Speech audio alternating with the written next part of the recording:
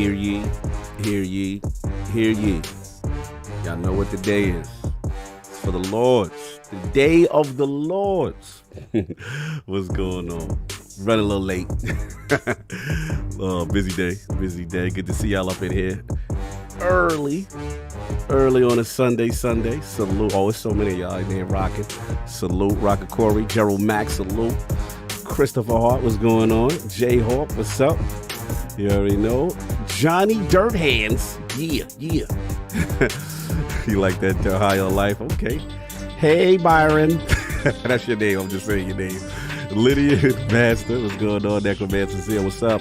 Andy B. Drummer. What's up? Let me know how the levels is going on. Mr. Ordinary VX. You already know. Shanizi Haynes. Salute. Zach Riley. What's going on? Commander Rodimus. Let's go. Don Utaku with $2 super chat. Charge him more. The great Evermore Saga. Yeah, Evermore in his bag. He in his bag for sure. Atomic says, salute. Audible, I see you on Twitch. What's going on? Thomas Velati, what's up? Mr. Ordinary again. What's up? Hustle and motivate my guy. What's going on, bro? What's going on? Hope everything is well. William Blankenship. You know what I mean? Gandalf 529. Pac-Man 209. Salute. The board game. What's up? You already know. Levels are good. Okay, cool. I need to be good. Video acting weird, but I ain't got time to try to fix it right now. We got a show to do. The King, I spoke to him earlier. We see what's up. Yeah, we got the crew coming through. Might have some surprises. No Solve today. Send Solve love legitimately. He had surgery. He's going through it. You know what I'm saying? Johnny Durhan's back in the gym. Health is wealth. Let's go. That's what I'm talking about. Inflation. Charlotte too. Time. Y'all already waiting for King. I already see what y'all want. Dover 360. You know what I'm saying? Little doubt. So look. Oh, hold on. Is that Black Conflict X? Yeah, power to the people. Rain, what's up? Lord Metroid, what's up? No doubt. Anyway, so look, we're going to get the King up in here, everybody up in here. Yeah, prayers, Lord. So exactly. So he ain't got to say prayers, the Lord. Send some love. He ain't. Shout out to Pop now. You know what I'm saying? He good. He just low. You know what I'm saying? But yo, anyway, I'm going to go get King's going to come. It's too late. I got to find Attic. I don't know what's going on with him. And yeah. Oh, Jonathan B, the OG. What's up? Hans Castillo, what's up? Damien Percival, what's up? Audible's waiting on King. Everybody's waiting on. I'm waiting on King. I don't know what he's gonna do. Texas, yeah. I didn't see you tweet Texas. I don't know. Hold on. Is that the legendary Lockmort from Last Stand Media, the man who remixes the best cuts, the best video edits ever? My guy.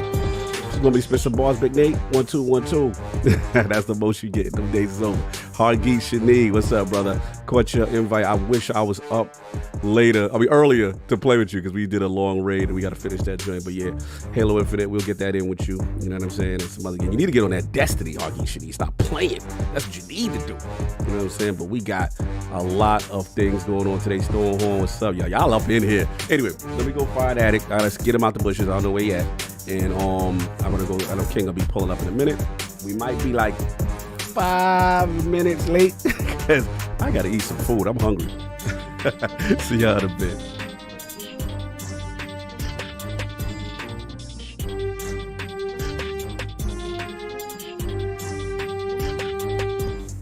Hear ye, man. Welcome to the show. If you would not mind, go ahead and find yourself a spot, get comfortable, grab a snack, do all that good stuff that we need to do, and we're about to get started. It's not important who I am. What's important is that you are pulling up to the Iron Lords podcast right now as we speak, and I guess I'm here to keep you entertained until it's time to get this show started. So look.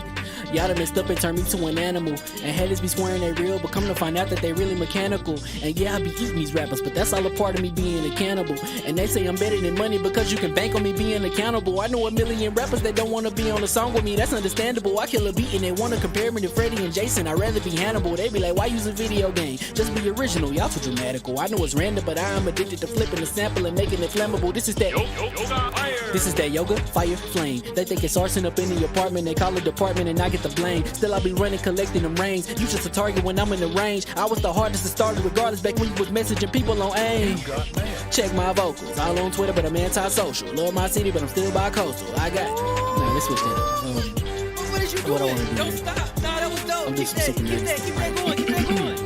Nah, go ahead. Look, I guess you could say that I'm very spoiled. For them to be your dogs, they ain't very loyal. But I ain't gonna hold you, I ain't here to boil you. You ain't gotta say it, I'm embarrassed for you. Always been a nerd, never been a loser. Making Voltron with a gang of cougars, and I'm going places. Better tell a Uber, cause it's pretty hard to sleep on Freddy Krueger. Whew. Let's do that again. Hear ye, man. Welcome to the show. If you would not mind, go ahead and find yourself a spot, get comfortable, grab a snack, do all that good stuff that we need to do, and we're about to get started. It's not important who I am. What's important is that you are pulling up to the Iron Lords podcast right now as we speak, and I guess I'm here to keep you entertained until it's time to get this show started. So look. Y'all done messed up and turned me to an animal. And haters be swearing they real, but come to find out that they really mechanical. And yeah, I be eating these rappers, but that's all a part of me being a cannibal. And they say I'm better than money because you can bank on me being accountable. I know a million rappers that don't wanna be on a song with me, that's understandable. I kill a beat and they wanna compare me to Freddie and Jason. I'd rather be Hannibal. They be like, why use a video game? Just be original, y'all too dramatical. I know it's random, but I am addicted to flipping the sample and making it flammable. This is that yoga, fire, flame. They think it's arson up in the apartment, they call it department and I get the blame. Still I be running, collecting them rings. You just a target when I'm in the range. I was the hardest to start regardless back when you was messaging people on AIM. Check my vocals, all on Twitter, but I'm anti-social. Love my city, but I'm still bi-coastal. Let's switch that up. What is you doing? What I wanna do. Don't stop. Nah, that was dope. I'm Keep just that super going. Keep that going. Nah, go ahead. Look, I guess you could say that I'm very spoiled. For them to be your dog, they ain't very loyal. But I ain't gonna hold you, I ain't here to boil you. You ain't gotta say it, I'm embarrassed for you. Always been a nerd, never been a loser. Making Voltron with a gang of cougars, and I'm going places. Better tell a Uber, cause it's pretty hard to sleep on Freddy Krueger. Whew. Let's do that again. Hear ye, man. Welcome to the show. If you would not mind, go ahead and find yourself a spot, get comfortable, grab a snack, do all that good stuff that we need to do, and we're about to get started. It's not important who I am. What's important is that you are pulling up to the Iron Lords podcast right now as we speak, and I guess I'm here to keep you entertained until it's time to get this show started. So look. Y'all done messed up and turned me to an animal. And haters be swearing they real, but come to find out that they really mechanical. And yeah, I be eating these rappers, but that's all a part of me being a cannibal. And they say I'm better than money because you can bank on me being accountable. I know a million rappers that don't wanna be on a song with me, that's understandable. I kill a beat and they wanna compare me to Freddie and Jason. I'd rather be Hannibal. They be like, why use a video game? Just be original, y'all too dramatical. I know it's random, but I am addicted to flipping the sample and making it flammable. This is that yoga, fire, flame. They think it's arson up in the apartment, they call it department and I get the blame. Still I be running, collecting them rings. You just a target when I'm in the range. I was the hardest to start regardless back when you was messaging people on AIM. Check my vocals, all on Twitter, but I'm anti-social. Love my city, but I'm still bi-coastal. Let's switch that up. What is you doing? What I wanna do. Don't stop. Nah, that was dope. I'm Keep just that super going. Keep that going. Nah, go ahead. Look, I guess you could say that I'm very spoiled. For them to be your dogs, they ain't very loyal. But I ain't gonna hold you, I ain't here to boil you. You ain't gotta say it, I'm embarrassed for you. Always been a nerd, never been a loser. Making Voltron with a gang of cougars, and I'm going places. Better tell a Uber, cause it's pretty hard to sleep on Freddy Krueger. Whew. Let's do that again. Hear ye, man. Welcome to the show. If you would not mind, go ahead and find yourself a spot, get comfortable, grab a snack, do all that good stuff that we need to do, and we're about to get started. It's not important who I am. What's important is that you are pulling up to the Iron Lords podcast right now as we speak, and I guess I'm here to keep you entertained until it's time to get this show started. So look. Y'all done messed up and turned me to an animal. And haters be swearing they real, but come to find out that they really mechanical. And yeah, I be eating these rappers, but that's all a part of me being a cannibal. And they say I'm better than money because you can bank on me being accountable. I know a million rappers that don't wanna be on a song with me, that's understandable. I kill a beat and they wanna compare me to Freddie and Jason. I'd rather be Hannibal. They be like, why use a video game? Just be original, y'all too dramatical. I know it's random, but I am addicted to flipping the sample and making it flammable. This is that yoga, fire, flame. They think it's arson up in the apartment, they call it department and I get the blame. Still I be running, collecting them rings. You just a target when I'm in the range. I was the hardest to start regardless back when you was messaging people on AIM. Check my vocals, all on Twitter, but I'm anti-social. Love my city, but I'm still bi-coastal. Let's switch that up. What is you What I doing? wanna do. Don't stop. Nah, that was dope. I'm Keep just that super going. Keep that going. Nah, go ahead. Look, I guess you could say that I'm very spoiled. For them to be your dogs, they ain't very loyal. But I ain't gonna hold you, I ain't here to boil you. You ain't gotta say it, I'm embarrassed for you. Always been a nerd, never been a loser. Making Voltron with a gang of cougars, and I'm going places. Better tell a Uber, cause it's pretty hard to sleep on Freddy Krueger. Whew. Let's do that again. Hear ye, man. Welcome to the show. If you would not mind, go ahead and find yourself a spot, get comfortable, grab a snack, do all that good stuff that we need to do, and we're about to get started. It's not important who I am. What's important is that you are pulling up to the Iron Lords podcast right now as we speak, and I guess I'm here to keep you entertained until it's time to get this show started. So, look. Y'all done messed up and turned me to an animal. And haters be swearing they real, but come to find out that they really mechanical. And yeah, I be eating these rappers, but that's all a part of me being a cannibal. And they say I'm better than money because you can bank on me being accountable. I know a million rappers that don't wanna be on a song with me, that's understandable. I kill a beat and they wanna compare me to Freddie and Jason. I'd rather be Hannibal. They be like, why use a video game? Just be original, y'all too dramatical. I know it's random, but I am addicted to flipping the sample and making it flammable. This is that yoga, fire, flame. They think it's arson up in the apartment, they call it department and I get the blame. Still I be running, collecting them rains. You just a target when I'm in the range. I was the hardest to start regardless back when you was messaging people on AIM.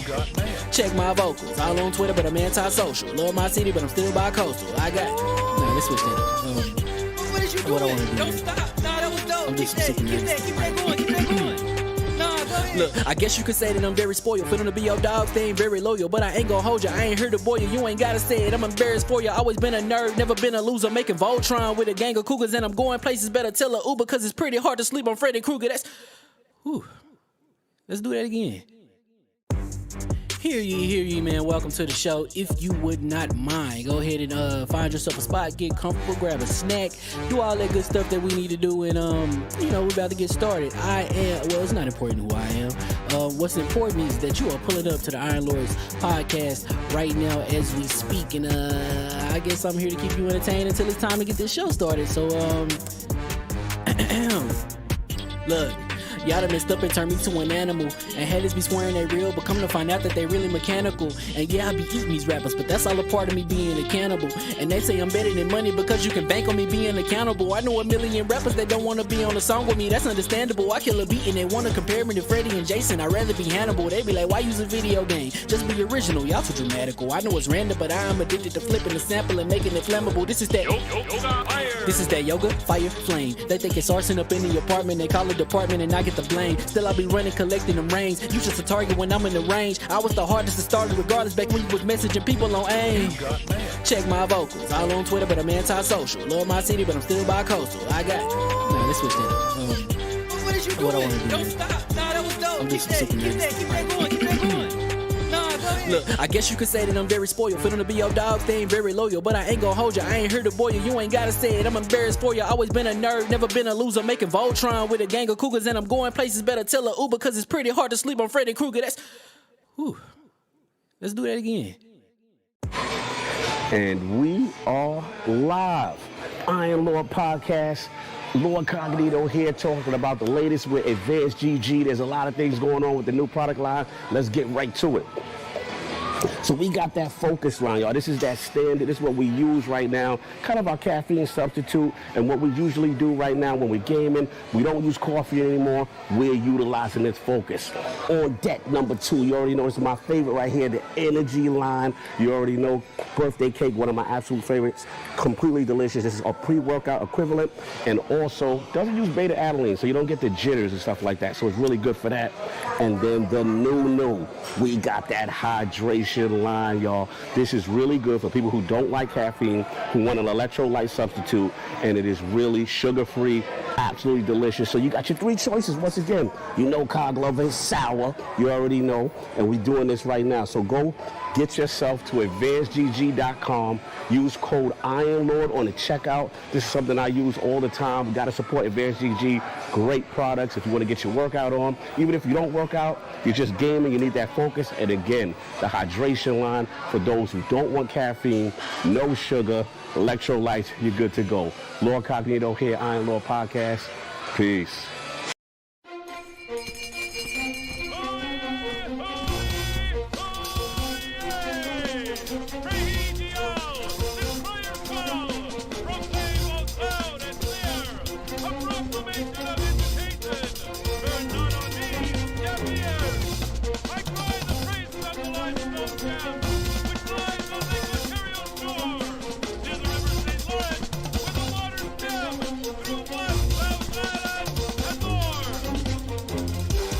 I'ma just chill and watch them and eat snacks in the attic. I wanted to chill with the pack and be like a young whoop, but then they would mistake me for addict. If I can imagine it's cool to give you some advice, then invite your girl to your squadron. Cause if you don't give her that option, you gon' be single player like Sovereign. You gon' get tossed in the bushes by King David. Royalty and not a pretender. Detrimental to an elemental, what's an avatar to a knee bender? I gotta be me though. I know it's my destiny, word to Cognito. Who cares if you fly, if you still a mosquito? You swear you ain't stuntin', but really be Steve-O. You like to collect stuff and that's cool, but I got bad news. Even if you really was that dude, King David still be the king of the statues. Since a juvenile, I've been cursed with a curse to be musical. And if you hate it, we'll meet in the crucible. Other than that, then it's cool and it's beautiful. We let you know that your dreams are pursuable. Whatever you wanna do, then it's doable. If you got work on a Sunday, it's suitable. Cause you can listen to this in your cubicle on the Lord's Day. Woo. If you got work on a Sunday, it's suitable. Cause you can listen to this in your cubicle on the Lord's Day.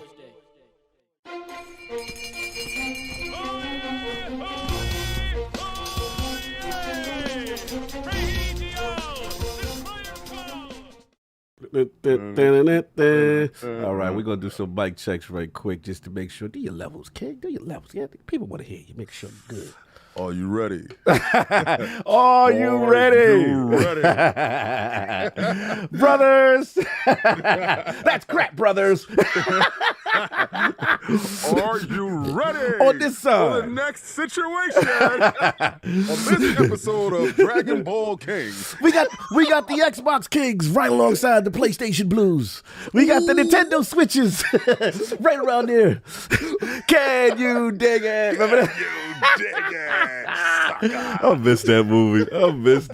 That is a classic, no doubt. We doing the Warriors. So look, y'all already know what it is. Hear ye, and we are live. Welcome to the two-man Iron Lord podcast. Just like you always wanted. I'm just joking. Don't do that. Don't do that. Like that. Oh, Attic messed it up. There you go, Attic said, cut that out. Attic said, cut that out. He said, we got a contract. We got an LLC.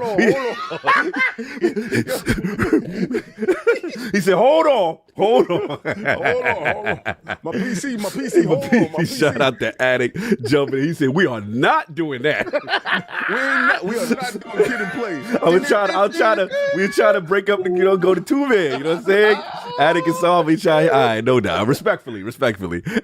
Welcome to the Iron Lords Podcast, LLC, 4 members, and the LordCognito.net, episode number 270. It is another glorious Sunday. We're back at the round table on the Lord's Day. And today, we've got the PS5 price increase in major markets.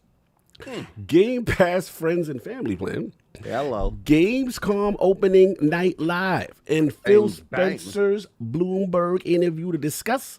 So we're going to get right into it. I gotta give the background. Yeah, you give me the context. Okay. Fair enough. So let's introduce we don't got the 4.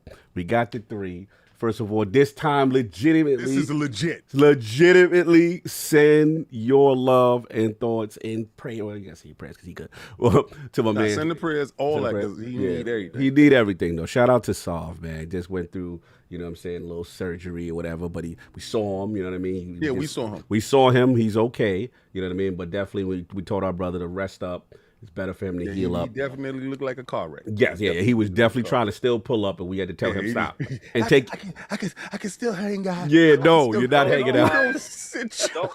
Don't lie. Saul had a microphone installed into his throat. So now he's we was talking to him, and we talking to his nose, and he's like, "Yeah, guys, I can still make it." Yeah, no, bro. Like, stay home and take your medicine, please. Take your medicine. I'm still functional. Wanna bet? Anyway. Yeah, do send him a message, man. Like I said, our brother will be back, but we still got the 3 horsemen of gaming. My co-host with the co-most, my brother from another mother, the difficult game conqueror, Lord of his own world, and the Howl of the Young Wolf. My man, Lord Attic, fresh on the car phone. How we doing, sir? doing pretty good. Yeah, I'm on my way home now. It's just, so I popped in and I was like, man, they only got 2 people. I was like, I can do it through my phone. Like, no, we was about to do things with the LLC. We was about to get USOF out of there, and we was fine.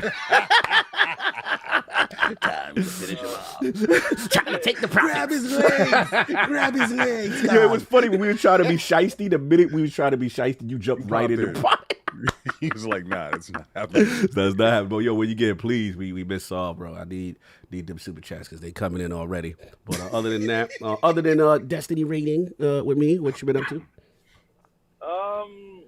I've been watching a lot of TV here lately. I didn't really game too much this week. I did play a lot of Fall Guys and Fortnite, like an absurd amount of Fortnite. I think I've been indoctrinating him.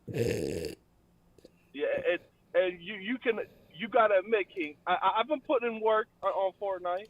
Yes, I'm not lying. Putting in that work. Definitely. When I get to my segment, I'll definitely expound on that, sir. No doubt, Okay, no doubt. You can have the rest of mine. Thank you for your minutes, sir. Thank you for your minutes. And of course, we have the Incredible Hulk of this, aka the XS Gamer. Ooh. The prophet of Xbox. Swami. King of the statues, who demands nothing less than that premium experience. It is the leader of the Fraud Alert movement. Ooh. Beloved Lord King. How we doing, sir? Also the general of the Stop Snitching campaign. Oh, God. Yo, I'm doing fantastic. All right, so you dudes yesterday wanted me to do that KSI joint. Hell to the no. I don't know, man. On the internet, man. He's You don't spent want- numbers. If you want to grow in that, Okay, listen, I hear what you're saying, but I don't want to make a mockery of my stuff, you know.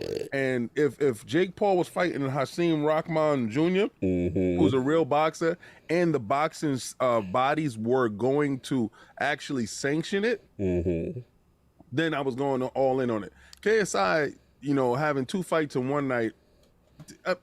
I'm sorry, dudes. I mean, if I can do a joke stream about it, yeah, I do a joke stream. I'm not gonna milk your time when DAZN puts up real boxing events, and I don't cover them when they fake. You know, understand? Like when I understand is a predetermined outcome. That was a predetermined outcome. What was gonna happen? We all knew it. We all saw it. The Fousey Tube joint. I like Fousey, right? And I wanted to see Fousey get beat up so bad. And then Salt Poppy winning. I'm not saying I didn't watch. Yeah. I watched. I wasn't wasting your time with it. Plus, I had my son this weekend, so he got a chance to have the most illustrious weekend a child the week that a child should have. He had the most illustrious week. He got a new pair of Crocs. Oh God! Shout out, yo! And he picked up the lime green joints. Oh, he got the lime green Crocs. Oh, we got to throw them in the bushes. With the lime green Crocs. Who that with the lime green Crocs? Oh God! So what I've been playing this week? What you been playing? I ain't been playing Destiny raids. I know you've been slick in the side. I saw you. No. I'm coming back. Hold on, relax. I saw y'all. Y'all gotta take me through the last raid that I didn't do. Anyway. Vow Disciple. Fortnite. Oh, what's dudes? I know for a long time I capped against Fortnite. Yeah, me too. I long time bend the knee. A long time. Facts. Once they stopped that no build stuff, yes, that's I long time bend the knee. I got a chance to play with friends and family this whole week. Got a chance to play with Slow Mo Backslap. Oh, salute! I saw you put it up. Yeah. Yep. Introduced me to one of his friends, so that was dope. His name was King too, and was even bugged out. His name is David. Stop. Bugged out. That's it's just bugged bugged out. Right. So then we have this strategy that we do. We fall in and we attack Vader. Okay. We kill Vader and get these legendary items, and then we take those items and go start killing wholesale throughout the map. Like wherever we kill Vader at, we rush from that point. So I played with Lemon. Oh, shout out to Lemon. Clowns. Shout out to Clowns. Sinister and his rampaging rogue behind. I'm so freaking tired of people not staying in the team. Oh, he never do that in every game. He always that's an MO of Sinister. He will go leaves us at a deficit. Yeah, all the time. We playing squads, and then we get killed. So Attic is there, and I'm gonna tell you, when dudes actually play correctly, Sinister, and then he don't be having his mic on this time. Dude, oh damn! You gotta get your stuff together. Anyway, so we going in squads and we calling out numbers. Oh, I was playing with young Chris too. We calling out numbers. Oh, and they know how to call like Southwest on the 123rd. They got them official call outs. Yo, it is so systematic how we break them down throughout the map, going through the map, killing people. I think one match we killed 50 people. Damn. Going through. And we did some epic stuff.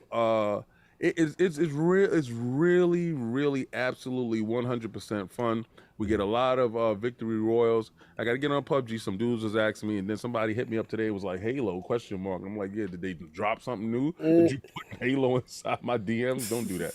But yeah, it's been a real fun week. I saw the Destiny stuff. Yeah. Also, what was it? It was something else that launched in Game Pass. I've been playing the little beat 'em up joint. You try that one? Yeah. I tried to beat them up. Okay. It was something that I downloaded, but I was having so much fun in Fortnite with these squads with everybody else. Me and Addict synced up our dance at the same time. Lemon put it up today. So if anybody goes to 108 Dragons TV, you look at his timeline on Twitter, and me and Addict is in the background, and we synced our dance perfectly. So we're in the house screaming.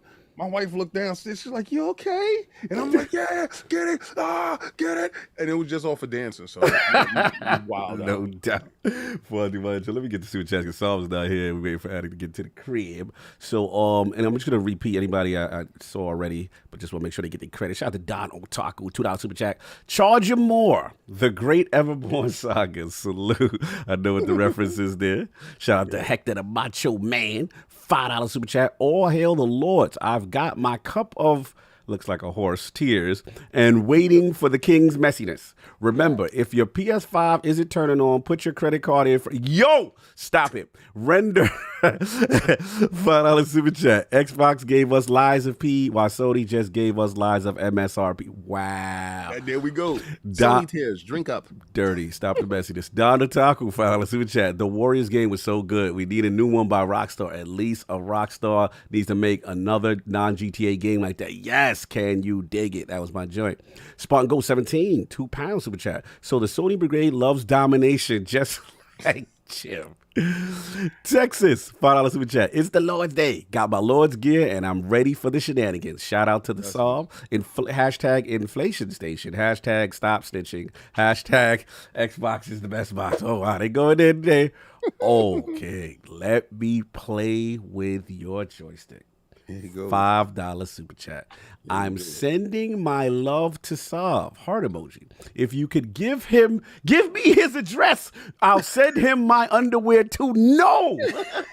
No. I'm gonna tell you right now. I think Let Me Play Your Joystick is woman. I'm on official record saying that right there. Yeah. No doubt. Huggy, Shani, $5 Super Chat. Hope for a fast recovery. The Prophet Sav. No doubt. The Soft Droppers get well soon. Thank you, brother. Salute to you. Eagle Fan 76, $5 Super Chat. Welcome to the Iron Lords Podcast. Brought to you by Everborn's Charge Them More. Wow. King's PlayStation just give willing to your supply of topics. Oh, PlayStation keeps give willing to your... Okay, I see what he means. Like, they're giving you bars for your topic. Okay. Chris Jones, $2 Super Chat. Cog ducking MJ on that Demio. Stop it. First of all, Mr. Chris Jones, former subscriber to Buffalo'sGaming.net. Salute. Don't think I don't be knowing what you be doing when you be dying in the dungeon and your little hustles. So we're going to put that out there because your skills is tied behind something.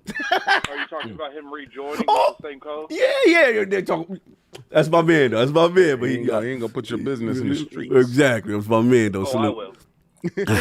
Shout out to Chris Joe. That's the homie. LordsGame.net, the legend. Shamar with a spoon, $5 Super Chat. Shout out to the Lords. Get well soft, no doubt. Thank you. Slow-mo backslap, $5 Super Chat. King kills people in Fortnite and cusses them out for 30 extra seconds. Had a lot of fun getting done. Is that true, King? What's that about? Yes, sir. You know how it is. We smoke them. You like, that's right. We got you. You know. And what are those? Yeah. I can't say the stuff. Oh, okay. Yeah. No doubt. Clutch Man, $5 Super Chat. Want a cheaper price? We have a console for you. It's called the PS4. Yes, we're still making these. Wow.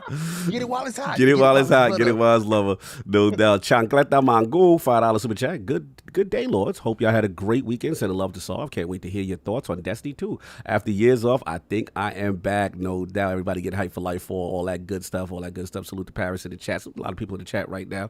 So look, we gonna get into my intro. You know, I'm that guy, LordCognito. Spread that realness in the realm of the ILP. Now tell you what you want to hear. What you need to hear. I'm trying to speed it up. You know what I'm saying? No. Why we got real light skin on that one? How y'all do? I gotta do the song. You know, just make sure that you Okay. I get it. Spreading that realness in the realm of ILP. real, I'll be sure. WBLS Kiss FM soft. You know what I'm saying? Anyway, shout out to my man, Mr. Manny Plays the Final Duke. We had a good one. We had the Lone Vault Wanderer, really cool content creator, talking about Gamescom, talking about all the stuff that's going on in the industry. Also, if you're on that Patreon, you can catch that Defining Duke Ultimate. We're talking about the effects of Embracer Group. Check that out. Shout out to Cedric H. $5 super chat. The price of the brick just went up. The Wire Vibes facility, no doubt. Yeah, everybody's here for the comedy. I see you. All right, so we got that. Also, shout out to The Last Word. He bought this Ty got Travis by Mans. Big Daddy Teej was on. We talk about Lightfall. Everybody's hype. Season of the Plunder. They got the Sea of Thieves vibe on right now, King. It's pretty fun. As far as me, we've been doing the King's Fall raid. Addict, shout out to him. Shout out to Sinister. Shout out to Forte. Shout out to Taz. Shout out to everybody. We really are close. We're close. We just had to break it up because I know Addict had to leave. Yo, what did they do different? Like, because we all did King's Fall raid. We really rocked that raid, right? So what did they do different that is either giving y'all some difficulty or something? Because we have more powerful weapons. Yeah, it's contest mode. You know, once contest mode is off, because basically it's that power level restriction. You can go no higher than a certain level, and then the enemies ramp up higher each encounter. You know, now that the world's first is done, shout out to Elysium that did that. Elysium. I ain't gonna front, man. Look, I've slandered. Look, Fault to Glass is my favorite raid. I've slandered King's Fall not because it's not a great raid. It's a rage raid. It's probably the most complete raid. You know what I mean? But the thing I always hated about it was it's one of those raids. If one person doesn't do their job, the whole thing falls apart, and then you end up getting mad at your man. And you don't want to get mad at your man. And then that's what I loved about it. Yeah, then you start asking the question, be like, yo, fam, what you running? What's your load? What's your load? Yo, now, when you click on the dude and start looking at this loadout, why are you using the Xeno? Or why are you using the And then the arguments start, whatever. So you got that. Let's be real, King. First, won't you try the Xeno phase? Yes. Try that out. Yeah. And then after that, it goes to the more. You're gonna have to change your weapons, man. Yes. You start looking at people DPS. And then, shout out to Forte and Addict. Then it goes, see, we ran it your way 3 times, and look how we ain't getting no farther. Now you got to run it my way. And then, so the strats start, and it is a certain level of hilarity when the frustration kick in. So that's the beauty of raids sometimes. So shout out to everybody. We will get it done. I know Addict Taz said he want to do it after the what you call it. So I don't know if you're around after the pod. He said he want to try that. But yeah, I've been doing that. That should be free. All right, cool. So I've been doing that. Season of the Plunder.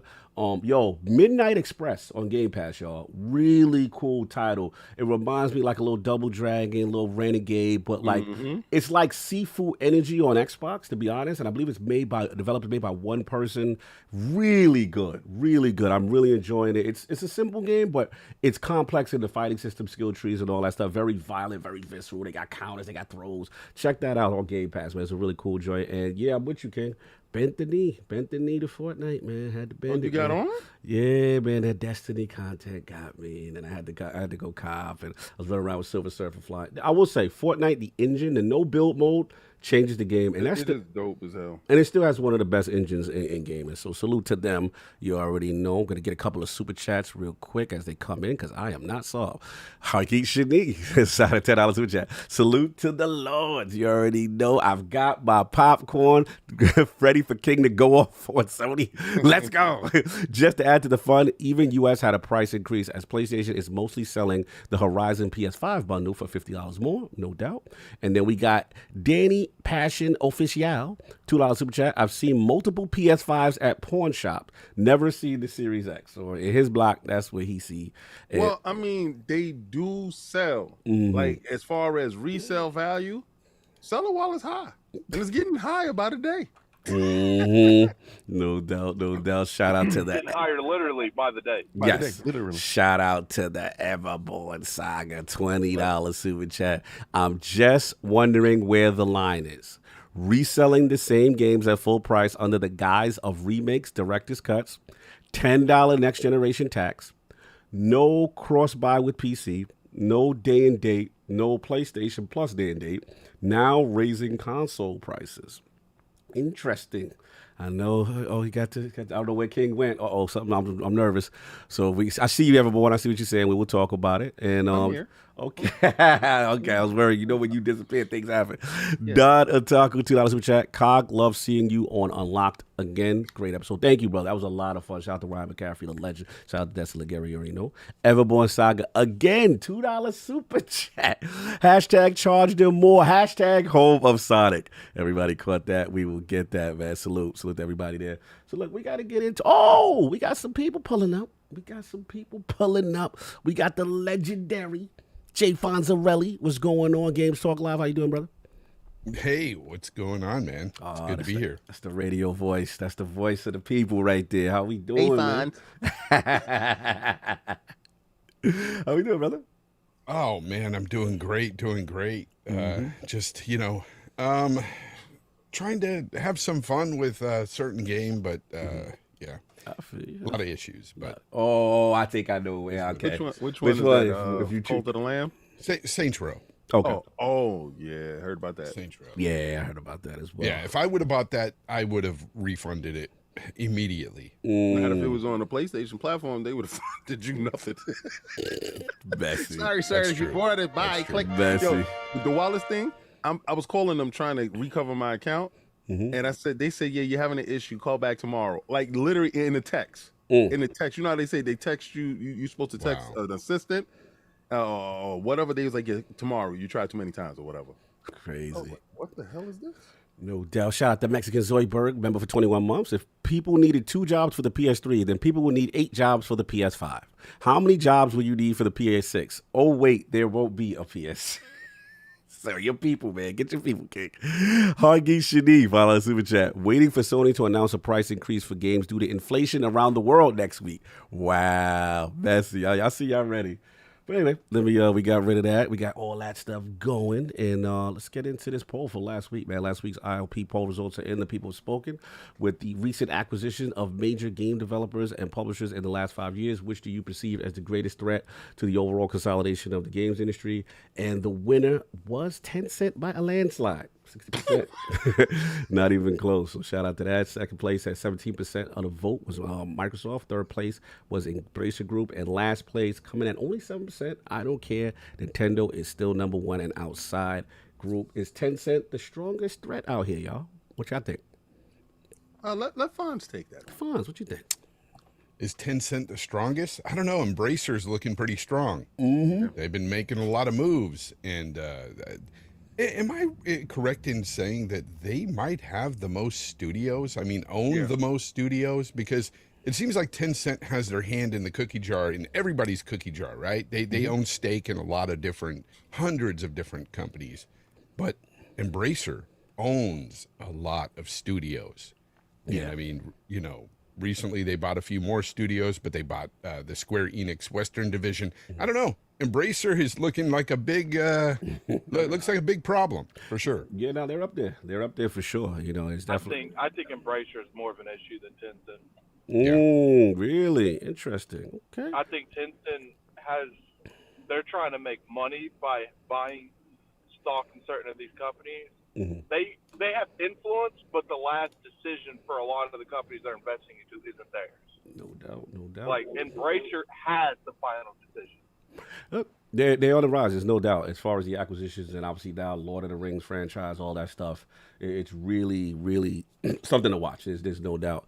And coming through, it's been a minute. My man. PlayStation in the building. Salute, Mr. BadBit. How are we doing, sir? Guys, I'm so happy to be here because I need a couple of good rants. It's been a week. I was gonna put a picture up the other day. Remember when we were in Boston, you and I was like, and it just slipped my mind. I went to go do something else and I forgot. And then Cog told me, I think it was last night. He was like, "Yo, BadBit was gonna be on." I said, he must have read my mind. How you been, brother? It's been a minute. And busy. That's what it's been. Very busy. But I'm so happy to be here, y'all. There's a lot of good stuff to talk about. A lot of controversy in PlayStation land that I can't wait to jump right into. Your Twitter was very interesting. Hopefully it's not a lot of Defense Force. Ooh! The Fonz is Mr. That's why I purposely wanted to speak to you too, because both of your Twitters were very interesting, and I can't wait to hear the thought process of both of you on these topics. No doubt, you already know. Try to sneak in as much super chats before we go, and then we got shout out to the hold on, we got Alvin. Okay, we got him. He's got $5 super chat. Some thought third party and Game Pass would fall off when first party hit, but Phil giving us Atomic Heart, Wolong, Lies of P, and more. Trade rolls on. All right, salute. Then we love it. Those games look amazing. That's what happens when you actually take the money instead of blocking somebody. You just put content on your platform. Here we go. Cold Weed, $5 super chat. You know why we here. Let King get his messy bars off. All right. Now he's ready. Then we got Doge Unleashed. Welcome, Lord Bronze. Welcome, brother. Put the crest in the chat for him. Shout out to the Max Otaku. You already know Lazy Otaku, $5 super chat. After years of being haunted by Oryx, I've finally been lifted from the curse of King's Falls at Raid. I'm finally at peace and can move forward. Yes, sir. Salute to you on the clear.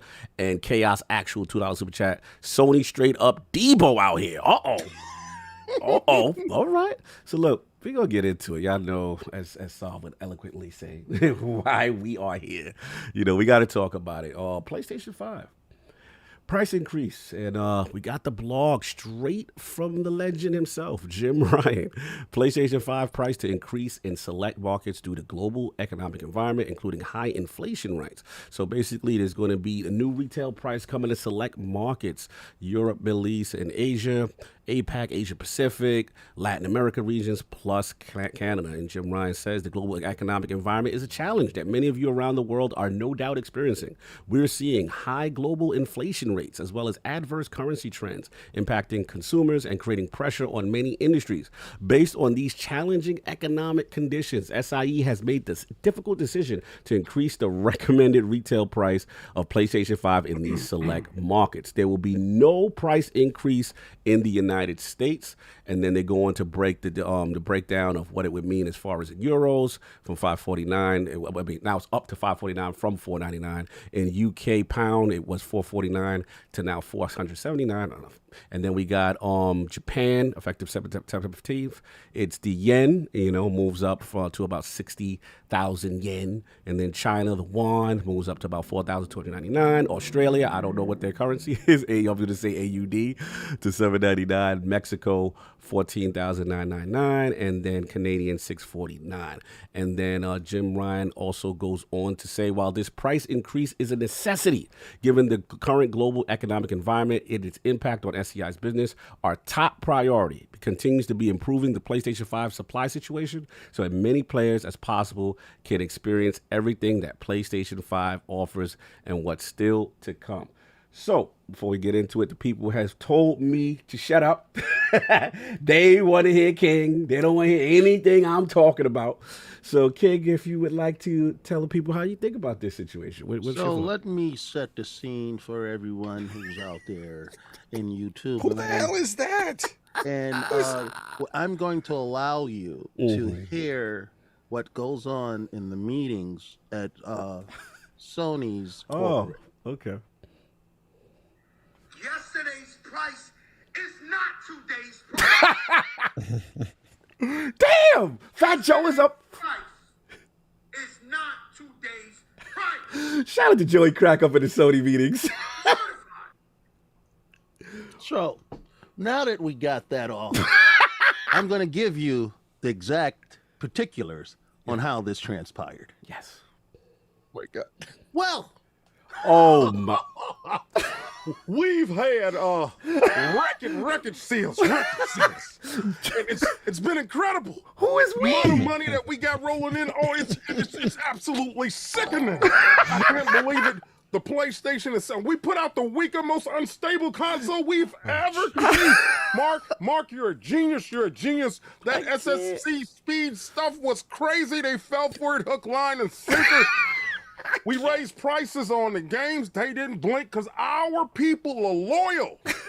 Stick by us. Stand beside us.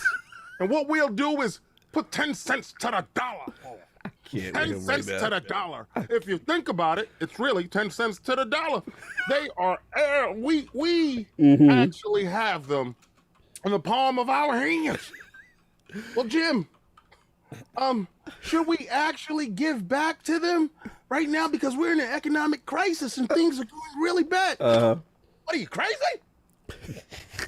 Raise the prices in all the zones that we control. That's what they said. That's how it went. They said, wait a second. Hold on. 10 cents to the dollar. Put it up. Let's go. They're going to take it. The defense force will fight back. They will love to pay. They like to be dominated into lower price. Oh, my God. Crazy? They will take it. They will fight back to anybody that denies it is not a good value. This is a premium console.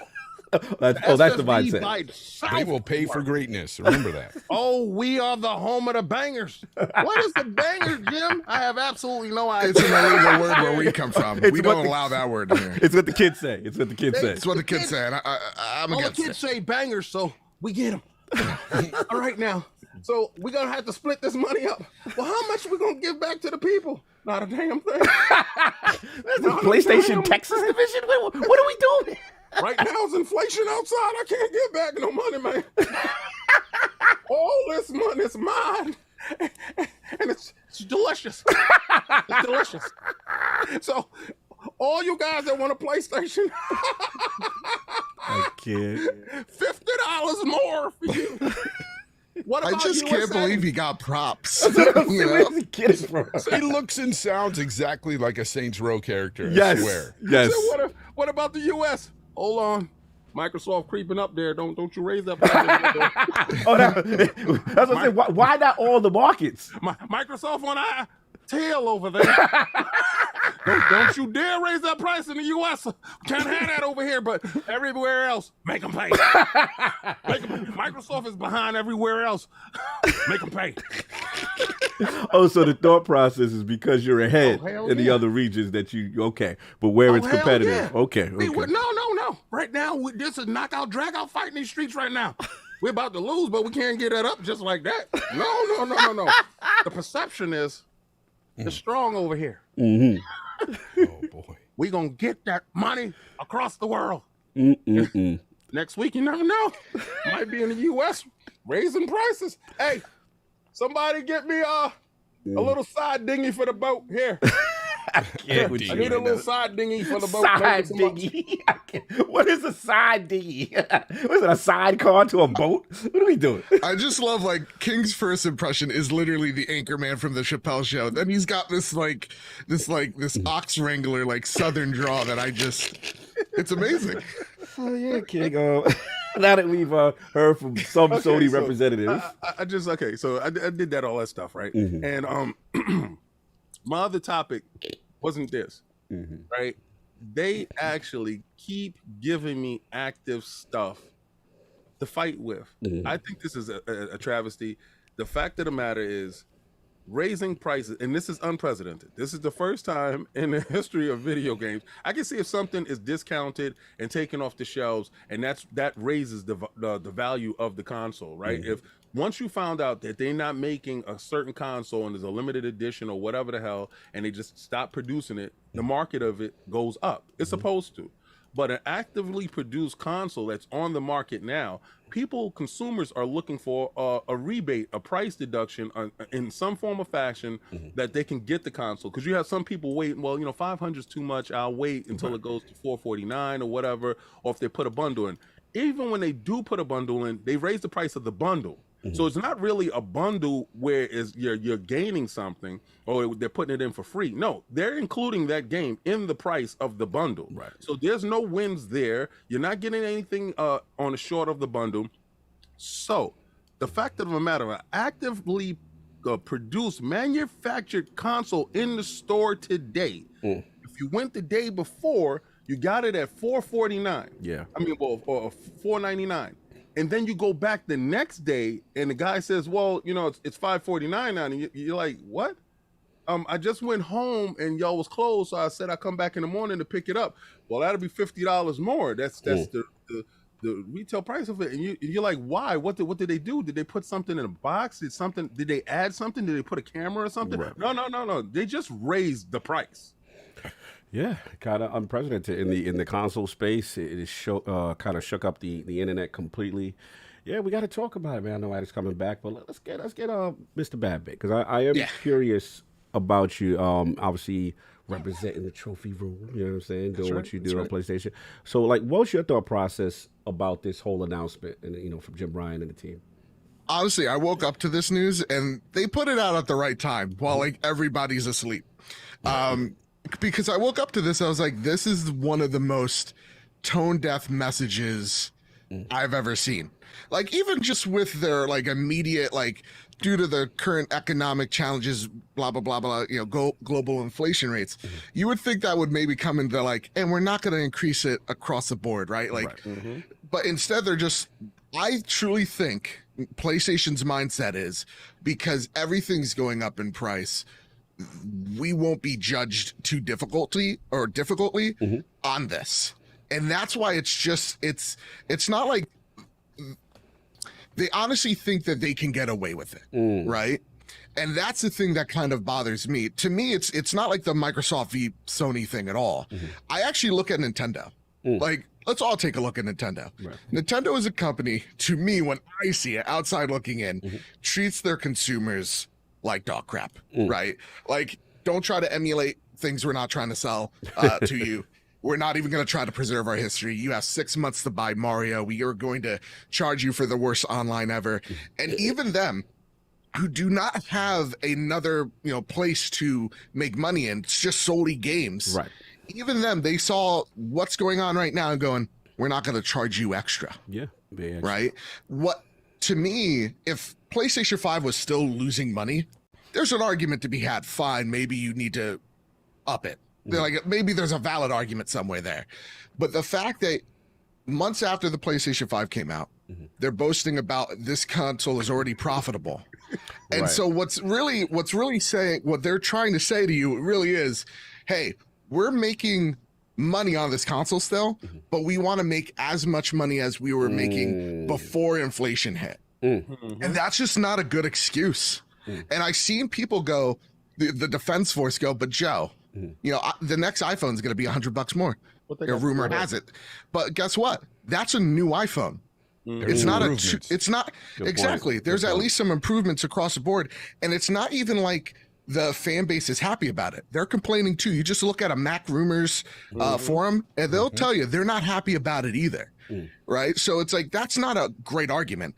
And then I see people go out there like, well, because we're such a premium, I've got so many great experiences, I'm happy to pay more. It's like, no. Why are we championing? Fonz is containing. I've never seen this before. Why are we defending amoral companies that don't care? Like, literally, PlayStation just raised the price. We should be outraged. We should be upset. This should not be the case. It's just, it doesn't make any sense why anyone would defend this move, because it's absolutely tone deaf. Even Nintendo. Again, the company that's like, we're going to take the Mario collection off in 6 months. Go.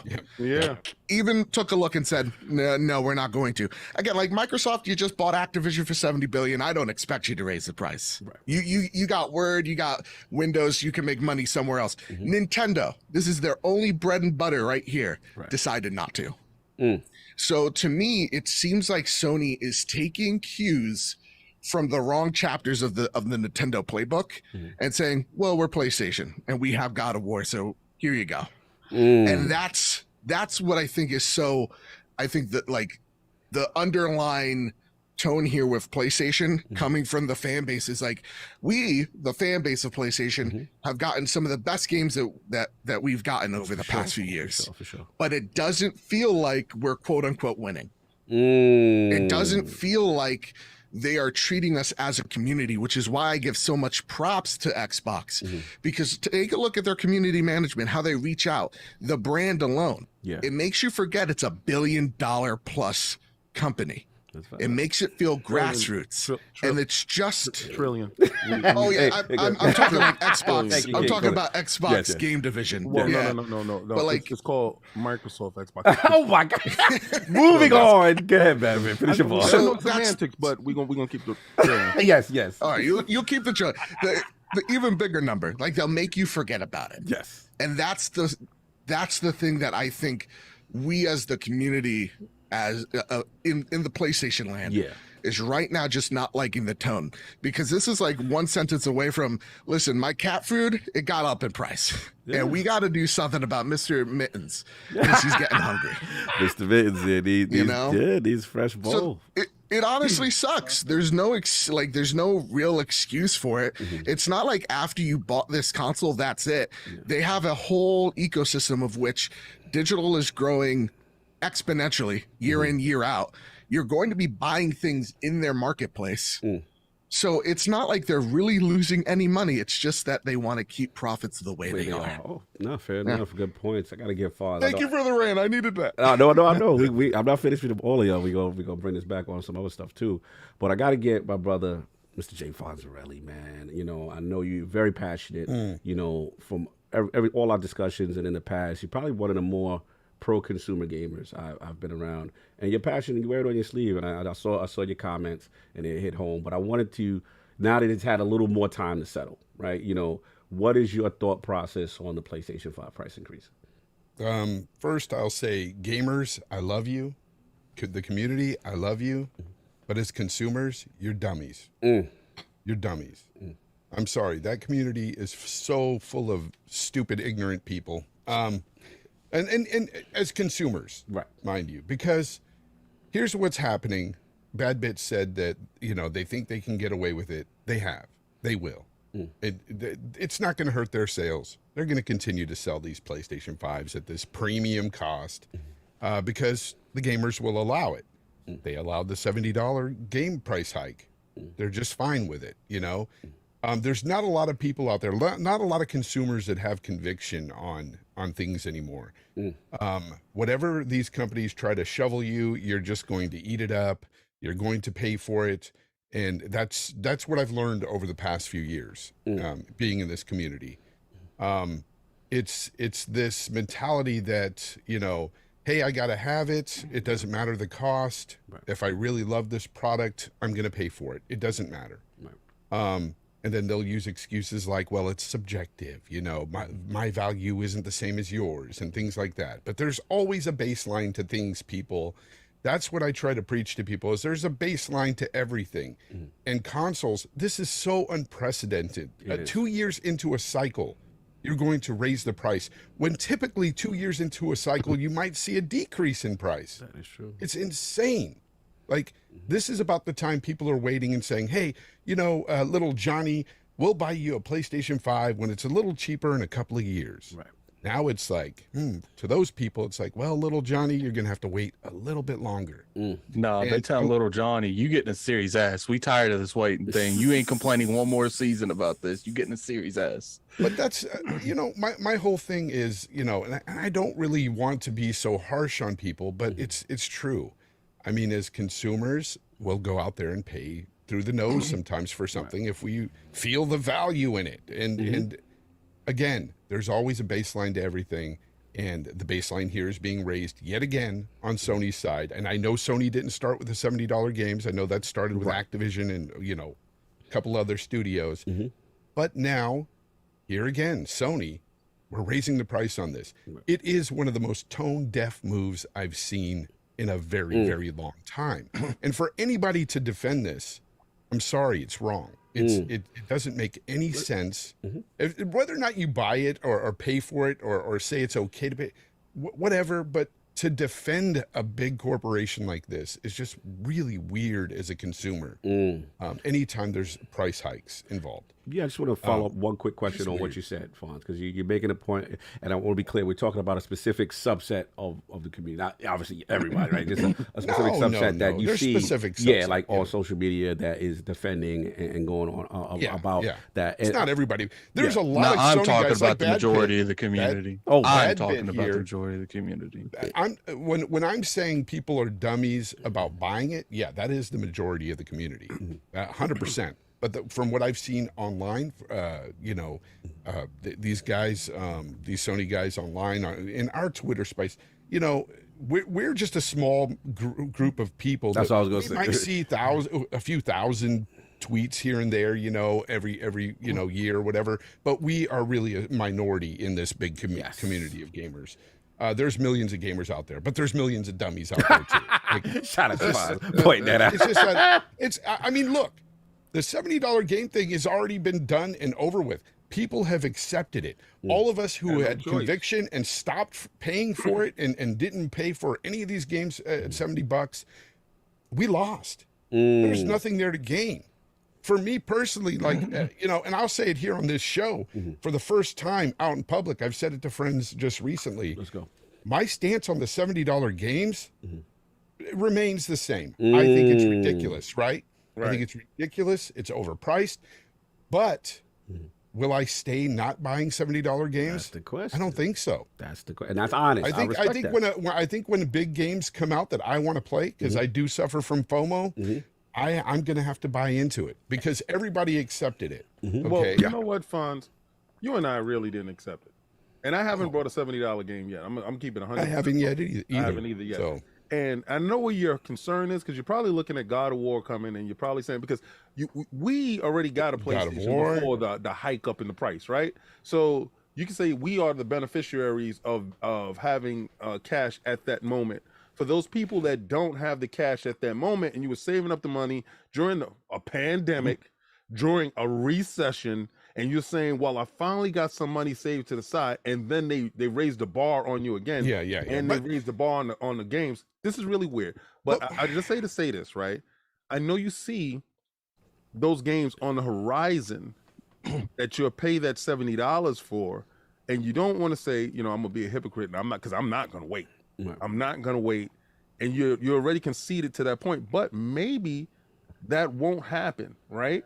Maybe if we make such a noise that some of these first party games can make it into this service that they forced on us because they took one part of a failed part of the service and a functional part, melded it together. Good. But put content in there that's compelling enough for me to give you my money and show me the value, and we demand that part. Let's do that part, right? And if we loud enough, because I haven't did it yet, and I'm afraid that it's gonna happen, just like you, I'm afraid that $70, because God of War is gonna be in the store, and I'm gonna look at that $70 and I'm gonna say, man, people gonna be tested. People gonna be tested. It's just principle, right? Because at that point in time, we already have the bread. Right. It's just the principle of it. Exactly.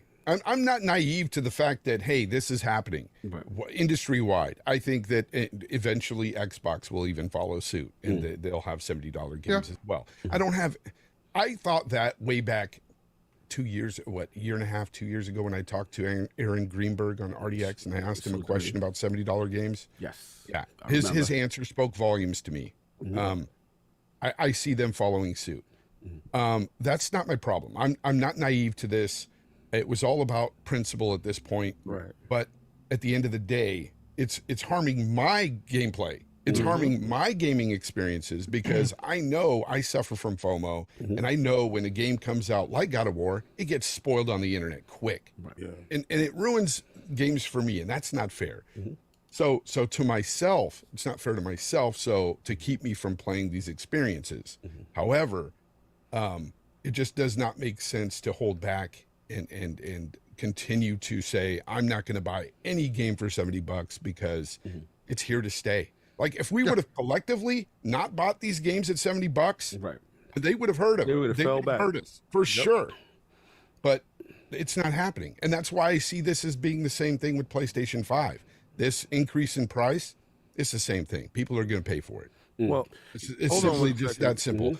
We have 915 people. Please hit the like. Please hit the like. Hit that like, share it out, get it around, because we don't get BadBit often, and when we get Fonz in here and he's dropping knowledge, please share this out to your friends. No doubt. I'm sorry, Fonz, we cut you off. Yeah, and people are going to continue to buy the PlayStation 5 at this new price. It's not going to change anything in that regard. But what this does do, it does give them a black eye, show them that they're tone deaf, and they're doing a lot of other things, not just this price increase. This is a culmination of so many different things that they're doing. Sony, I will say this. I think Sony are losing their way. They are losing their way. They are not the same Sony they were last gen. They are not. This is a different Sony, people. If you're thinking they're the same, you're sadly mistaken. It's Jim Box. I am hoping I am praying that they can continue to bring their excellent bangers, their single-player bangers out. Let's relax on that one. I really am, because at this point, with all the changes they've been making, everything they've been doing, it's not a good look. And, well, that's the thing, I'm Fonz. sorry, it's scary. It's scary. That's the thing. They're relying on it's Nintendo logic. We're relying on our IP because they know FOMO exists, right? So they're just like, we have God of War. You're gonna pay this extra $50. It's same with like Splatoon. It's like, you know, this online sucks. You know, you need your phone to just have voice chat, but it's Splatoon and you're gonna buy it, right? So like that's the And thing. if anything, yeah. If anything, the PlayStation thing's worth, because the Switch is, Nintendo's always been transparent. We have bad internet. You're gonna have to use the phone. Like PlayStation came out there, they for 2 years they're like, yeah, you know what's going on, and then one day you get to the door, you're about to open, go inside, it's locked. They're like, what's going on? Why is it? You need $50. We need to get that locksmith out here and fix this lock. Hey, Christopher Hart, I appreciate you, bro. But why do you keep comparing your PlayStation 5 to the Oculus? Stop it. Wait a second. So stupid. We're not gonna do that. And I told y'all before, I said out of the major three, Sony is gonna be the one to do it. Not 2 weeks later. 2 weeks later, they did exactly what I said, and I told you why they would do it, because you guys are gullible enough to sit there and keep taking it and not being loud enough to say, we will not take these practices.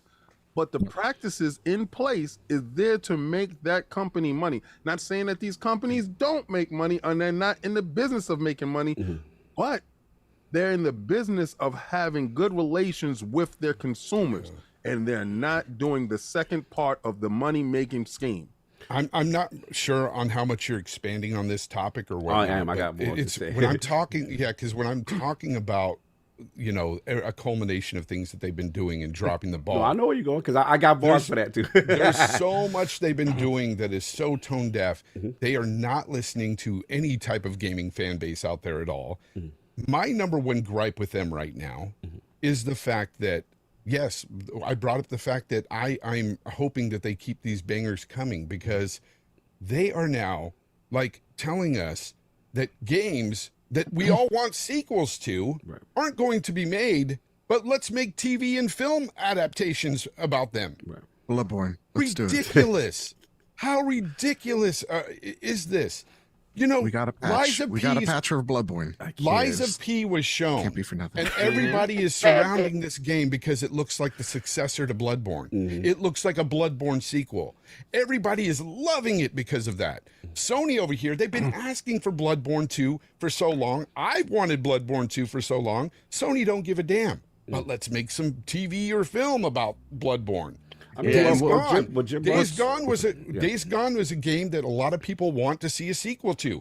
I myself enjoyed the game and thought, you know, it had its issues, but if it had a sophomore outing, solid it's foundation, really good. They're going to nail the second one. We're not getting that, but guess what? We're getting a movie. Why? They didn't like the game. Why are we getting a movie on an IP that they don't even like? I hear you, Phil. I just want to jump in for a second for the sake of devil's advocate. And everything, I feel you. Like, trust me, you're preaching. I wanted to say, like, I get that, right? And as the hardcore gamer, right, we love what we love, and there's these classic Sony IPs that are just phenomenal, right? And like you said, you look at a Days Gone situation, and you look at, okay, this is a great foundation for the future. It may not have been perfect, right, or whatever, but you could see the start of a new franchise, you know, budding if they, you know, put in enough with the sequel. And then you hear about, obviously, the movie. You hear about Last of Us remake, you know, kind of thing, and you see where the thing is. And the question is, you know, we talked about Jim Ryan made the statement. He's been on record for saying multiple times, like, he is not satisfied with where the video game industry is from the Sony standpoint, from a financial revenue standpoint. He feels these games are blockbusters, masterpieces. He feels they should be way bigger, like competing with all the biggest media genres. And do you think it's just more of, like, do you fault them for saying we want to grow financially outside of just the space of gaming, because this gaming box is limited? For as much as we love these games, right? And King has always said this, you know, when we talked about the, you know, he goes with the hashtag, y'all not enough. But like, they're not happy when there's only 10 million sold for Last of Us or Horizon or whatever. Like those numbers haven't come out in typical Sony fashion. So the question becomes, for the overall revenue of the company, when these other games and are they looking at these other things that are doing major and in other mediums that they want to mimic that, or is that something to you that still they've lost their way? Here's the thing. Mm-hmm. I'm not mad that they want to make more money. That's what a company should do, right? I'm not mad at that, and I'm not mad that they're making film and TV and movie adaptations of these games. Mm-hmm. But what I'm mad at is that they're making films and TV adaptations or of these games that they don't want to make sequels to anymore. It's like they're leaving them aside. And they're losing their way in that they're not being PlayStation. They're not being for the gamer. Who are they for? For the moviegoer? That's not what your we are money as guy, gamers. Fonz. Look, I don't care about all these gaming movies. I haven't watched Uncharted. TV Halo show sucks. But the checks say otherwise, Fonz. The checks is coming in. But I don't personally watch this stuff, and I will go on record as saying this. I guarantee you that there's a lot of people out there that watch like the Halo TV show that don't know anything about Halo. Probably don't even play the video game. Hurts. But that's the. I mean, to play devil's advocate, that's the audience they want. They want the guy that's not familiar. But you got to please your gamers. You got to please your gamers. You have to produce the games. I feel that. Period. At the end of the day, Attic, you up. Sometimes what? No, you're up. You've been patient. Go. I said sometimes, even though the company wants it, isn't the right direction for the company. Microsoft wanted to go to an all media outlet that focused everything as a center and not just gaming. They got ridiculed through the entire internet because of it.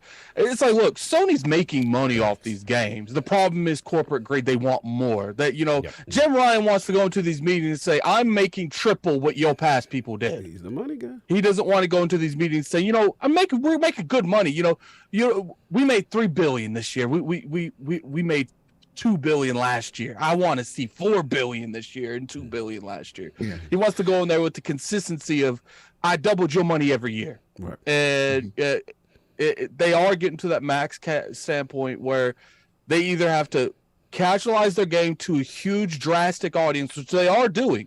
Mm-hmm. What's funny is the original Last of Us had difficulty trophies, and the remake doesn't. Mm-hmm.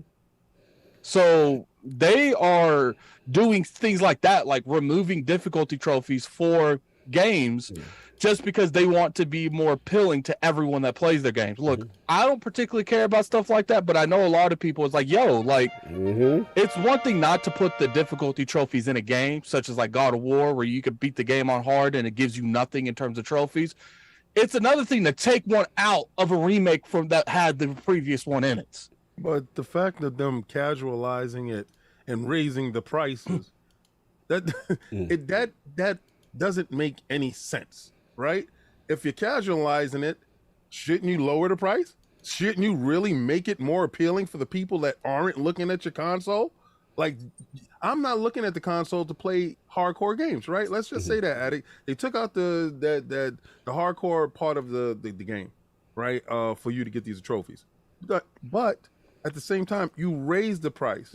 You raise the barrier of entry to your ecosystem. I don't understand this for the It's corporate greed. They want more money. That's all it is. They want more money. It's unprecedented in the console space, for sure. That's why they do the $10 PS5 tax. That's why they charge you to, which is pretty much the same thing. Like, no one should be surprised. They're charging you to use the features of a system they promoted to you. Thank you. Like, why would anyone be surprised that they're going to charge another $50 for the console itself? And you know what's funny? There's one thing that people aren't bringing up that is crazy to me. They charged everywhere around the world, but the only place that Xbox is competing to them. Yeah. And if you want to I myself would be infuriated if I was a gamer anywhere else but the United States right now, because Sony literally went on a stage and said, all of y'all, you're going to buy us stuff regardless. Xbox might do okay over there, but we generally win those territories. So we're gonna raise all that by $50. Yeah, but then we're gonna go out on a podium and say it's because of inflation, but they're not raising prices on one of the most successful areas that they sell. So it makes no sense. Right there says it's not inflation, because if it was inflation, they would have raised it in America where a lot of their sales already are. Yeah, and I think it's up to Microsoft. Real talk to the broader point there. It's up to Microsoft to pour the marketing dollars into Europe, into the Middle East. Localization's still a problem for them. They need to do that type of effort, that ground roots that they've done in the UK and the United States, in those other areas to capitalize on that mistake. Right. That being said, though, when we talk about like the movies and TV, the reason why they want to do it is because they have IP they own. They have a production studio that is successful, and they're seeing the MCU and going, why can't we do this with our franchises? Our franchises that already have these fan bases and expand them. Like, real talk, I watched the Last of Us movie on Netflix with my friend Amy, right? I'm an Uncharted fan. I enjoyed the movie. It was fine. My friend Amy doesn't know Uncharted. That's the audience. That's what they want. She sees Tom Holland. Oh boy, the audible grunts that were made. She's now a fan. She likes that movie. She's going to see another one. And then you get... That's what they're going for. They potentially... Hold on one second. I want to just throw this in it. And potentially that... let's use Amy as an example, right? Is a non-gamer that now has a recognition to a franchise they knew nothing about. And now if a game comes out, a new Uncharted remastered or whatever, there may be a potential for to say, you know what? I remember Tom Holland. I have something to dethrone that already. And this is just one specific standpoint. I know it probably won't happen again, but the fact that they greenlit a Days Gone TV show, but won't greenlit another game. Exactly. So that's what I'm saying. What audience is that attributing to? Well, there's not going to be another game. But there's a Days Gone game that exists currently. It exists, but so you can still play. But I understand your point, though. Okay, I'm sorry. And PlayStation Productions is a different company than PlayStation in a whole. So to me, it makes no sense. Like, honest to God, it makes no sense for me. It makes no sense why Days Gone or even Gravity Rush. But they're probably thinking, well, Gravity Rush, we got Sony Animation and they've done really good work so far. They could build something weird there. It's kind of like Shang-Chi, right? That wasn't a popular, Marvel run. Right. But damn, is that movie fantastic. Like, the MCU has been able to revive the Shang-Chi's a great movie. Wait. You said the character himself wasn't a popular. No, he said Marvel run? right? Oh, you mean okay? No, overall, as in popular to Spider-Man. Like King, real talk. Sure. I'm not the comic book aficionado. I am. That movie, but that's the thing. That movie made me interested into the comics. Interested in the character, right? Exactly, and that's what they're trying to do. That's the cross synergy, right? Where it's like. I don't know how many people back when I was a kid was just like, yo, you know who my favorite superhero is? It's fucking Shang-Chi. It's like you didn't have that, but now like Black Panther was big, but now he's huge, right? Like Shang-Chi is now a name, like a name that's broken into the mainstream. That's what they want from that. But again, I have no idea why it was Days Gone. Maybe it's something cool, like, hey, they're bringing in talented directors in or script writers going, you just pick. It doesn't matter. That's cool, but I don't even know. I have a question, like from one of the people that we talked to in the background, and I know he's watching right now, so I'm going to read it right now, so you know that I read it. But DM'd. The biggest question that the gaming companies have to do with gamers. Oh wait, there's a TV and film. Can we create an Uncharted movie to make $400 million and also get those people to come back? Right. Now, I don't think that the marriage happened yet with film and game. Correct. Right? Because this is, and if anybody's listening, if you steal it, I swear to God, I'm coming for you. This is how you do it, right? You have, let's say Netflix, and let's say Netflix went out and brought Sony. Netflix goes out and buys Sony. You watch the Uncharted movie, you have an icon pop up at the bottom and says, at this point in the game, this is the exact scene in the game, because when he was doing that scene falling out of the plane, it's in the game. Yeah. You can transition from this part to the game right now. And if you're having a cloud technology, hit that button. Oh, that'd be fire. You do the implement and just jump into the game. That's when you marry it.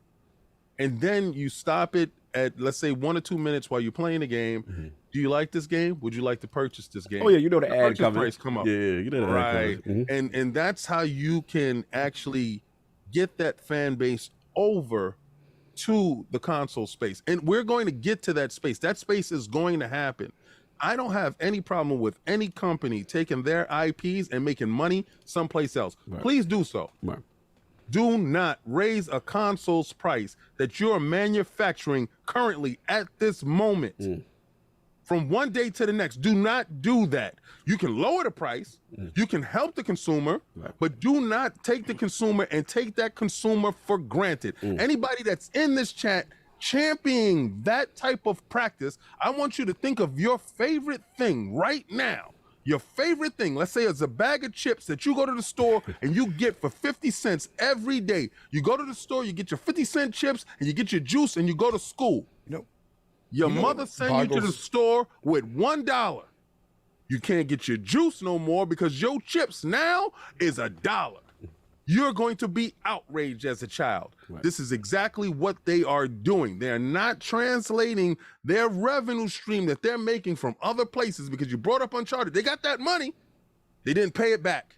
They didn't give it back. They don't care to give it back. What they care to do is keep ripping and tearing away from the fabric. And this is the reason why I said there's not going to be a PlayStation 6. Because with practices just like this is not consumer friendly. And at some point in time, you will wake up. And the day that you do wake up is the day that they are in trouble.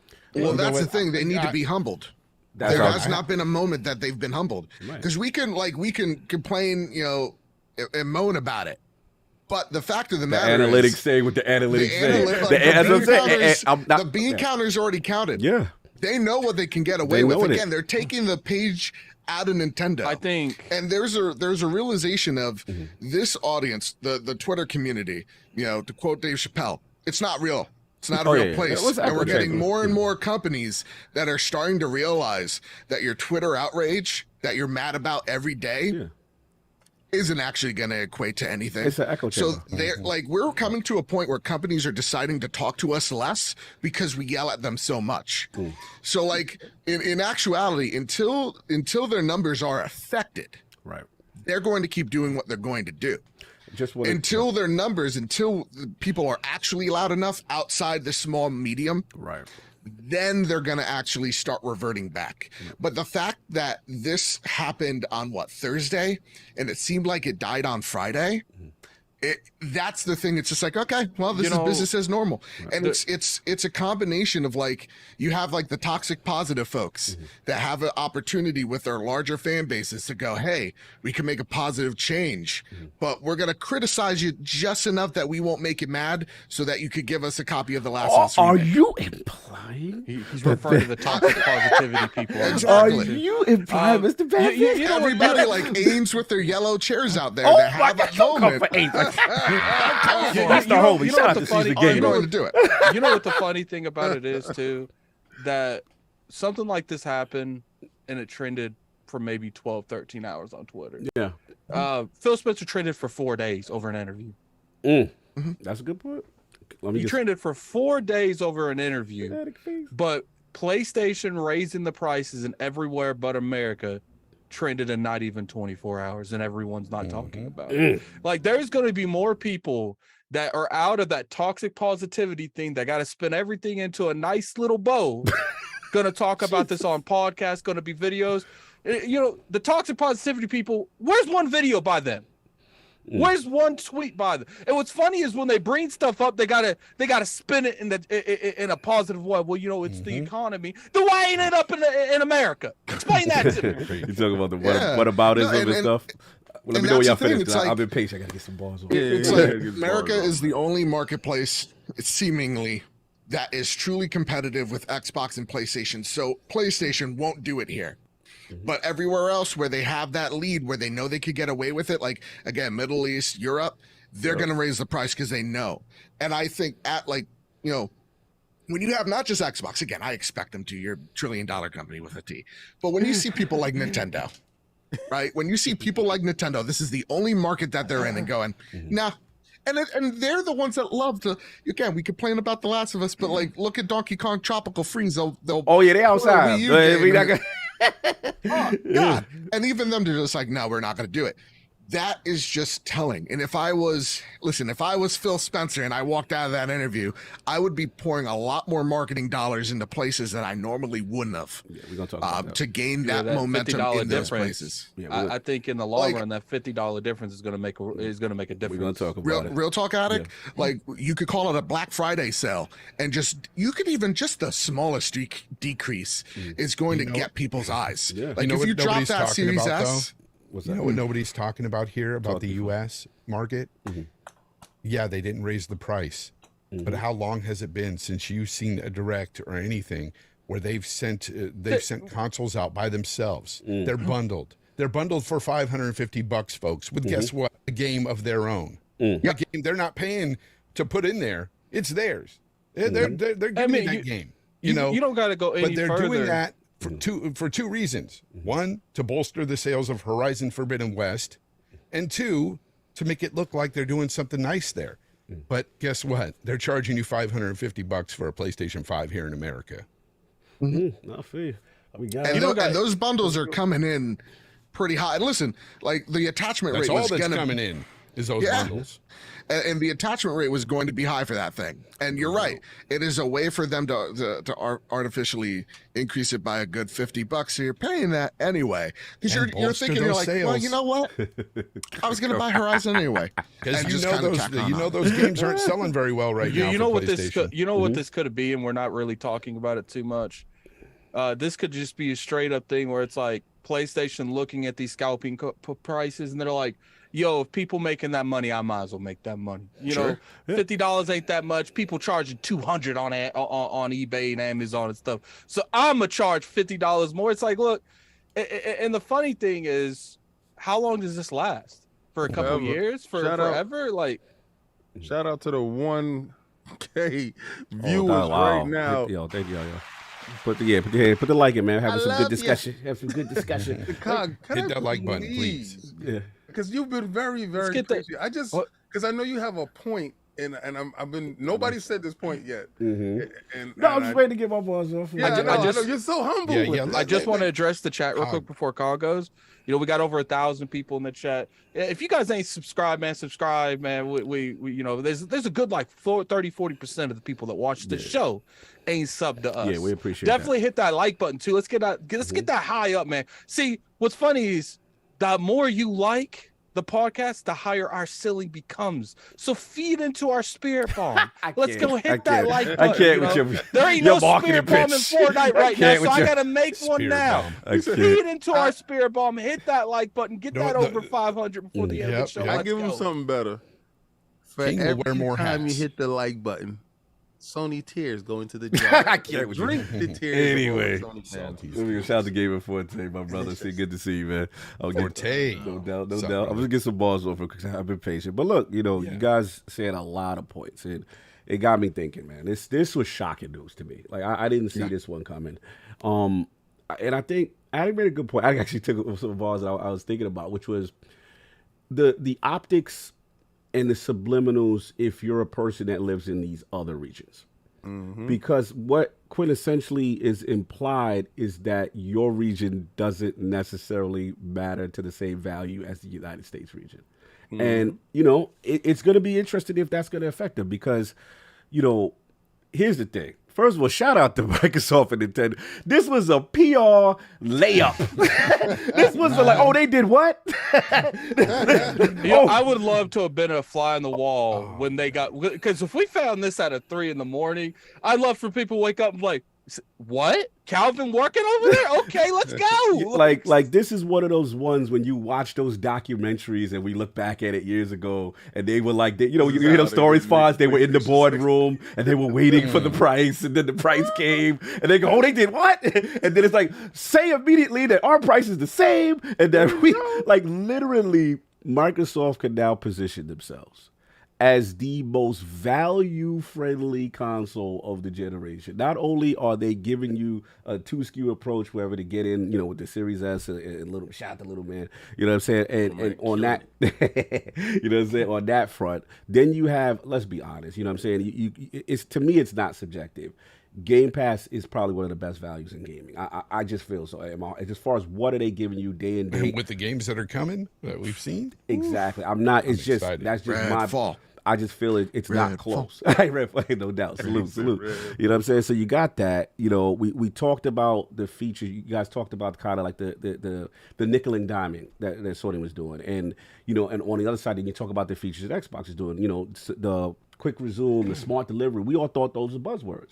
These features actually are practical, and they're actually giving value to their generation. So you talk about all that, you talk about the PC, you talk about the cloud stuff that you get in the service, and then it starts to add up, right? Then it starts, what Fonz is alluding to, it starts to now, this is the thing, and Fonz and King, you guys can understand this specifically. We're old enough to understand that every generation is a clean slate. Yep. Every generation. It doesn't matter how much you dominated the last generation. Especially when you're making some balls move like raising the prices. Exactly. and here's the thing. Because it's a clean slate, right? Because we've seen the Xbox. That is a Dawn Matrix. We've seen the Xbox One. Yeah. Real quick, Hog. You know what's funny? We always talk about these scenarios. It's like, oh, that's just as bad as the Xbox One beginning. That's just as bad. That maybe not as bad, but it's around there. This raising is literally Xbox One launch level stuff. Look, I got to keep it 100. And King, you get one knee today. Because thank you, I appreciate it. Get the cash on your shoulder first. See, I don't like the cash on your shoulder. Don't be putting cash on your shoulder while I'm bending knee. We can put a dinghy on them knees. Put a dinghy on them. Don't be buying boats for my knee. But look, I want to give you some credit because first of all, week after week, you always find some news that Sony's doing. So salute to you. But anyway, but week after week, you will challenge me and you will say, "Ka, but what is it going to take for you to question what's going on with it, right? What is it going to take?" Because it's like, you don't seem concerned. And my answer to you at the time was always like, look, unlike the PS3 generation, I do see some form of course correction or trying to adapt. Even if it's later, I would still see them trying to adapt to certain things, you know what I mean? And trying to compete in certain ways. Not that they have to compete exactly like Xbox, 'cause I don't believe that. But I do see some strides. But I have to say, and this is where I lean back to Attic and I lean back to Fonz, and what Mr. BadBit was saying is that after a while, these are the type of moves that add up when you raise the price of a console in a mid-generation. You kind of part of the $70. You wanted a mid-gen refresh. They refresh the price. That's it. It's a price refresh. They put Pro on the box. It's a Pro price. More. Pro price. That's what we'll call it. It's just let me finish. Let me get these balls. And it's like, you do that. You do the price. It's $70 game. Then the bad messaging about generations and what your true intentions are with a console. Then you're remaking remakes, and then this list starts to get bigger, right? And then now you position yourself like these are the type of things that could cost you a generation long term, right? These are the type of things because we all have it. We all admit people can say yes. Sony makes some of the best games. There's no question. There's no denying. A God of War trailer drops right now. The zeitgeist is back to where they needed to be, and it's new state of play. I get it. But if you look at it long term, right, and your competitor is literally attacking all your deficiencies and have the war chest and capital to stay in the mix with now software studios and games that we expect to come, now it starts to change the conversation. And that's why I'm a little concerned for the first time. Because it's like if you keep, at some point, it doesn't matter how much cachet you've earned, you can lose that. You can. We've been one here. One can argue that saying they're already starting to lose. Right. So. We've seen the Nintendo Wii, right? One of the most dominant consoles, whether you like it or not, it was dominant. And then they had a Wii U. You know what I'm saying? Right after. We've seen these shifts. I'm not saying PS2 was literally the highest selling platform go to the PS3. Right. And I'm not saying PlayStation 5 is automatically going to the gutter, but I'm just saying if you start to make a lot of these missteps, And your It's death by 1,000 cuts. right, and then now your competitor is perceived as the golden child of value. And at the end of the day, they're going to the gutter. right? Sorry, I'm so sorry. No. Go, finish. Yeah, no, I was just saying that. The last point is just that we're gonna have to see, because it behooves Microsoft now to attack this weakness full tilt, and like the marketing. We are the most value. We got Xbox All Access. You don't have money. We go right now. You run out the store. Aaron, price reduction Like, now. it's- price reduction now. it's- Even $10. You know It'll what? look It good. reminds me a little. I'm gonna lie. It does have a little PS3 energy. It absolutely does. Yeah. I do want to. I mean, come on, guys. Y'all, we can't act like it's a superior product. Like, they have a superior product. So we gotta pay. We gotta separate them, man. We gotta separate ourselves from them. How we do it overnight? Raise the price. Real quick, I do want to go around the table real quick, around the round table, and I want to ask you. Yeah. Is this feeling PS3 arrogance to you? Let's start with BadBit. Does this feel absolutely. like PS3 arrogance? Absolutely. Okay, what about you, Forte? Yeah, definitely. King? Well, okay, Fonz. Of course. I'm gonna say this is a little bit different. Is this King speaking or is this Sony speaking? Texas Sony division. Let me tell you why this is different. Yes. Sony told you in the beginning of the PlayStation 3, you need another job. These dudes waited for you to fall asleep at night with the product in the store. And tomorrow you got to put in more work hours. You know what's sad, King? Imagine the people that's been saving up for 6 months to buy a PlayStation 5. They got to Finally save about to get with that next paycheck, and then they wake up to, it's about to go to $550. Well, man, I gotta wait another whole paycheck. Like, yeah, well, that's the PlayStation tax. You want the superior product, right? How you gonna be superior product and you do the inferior things?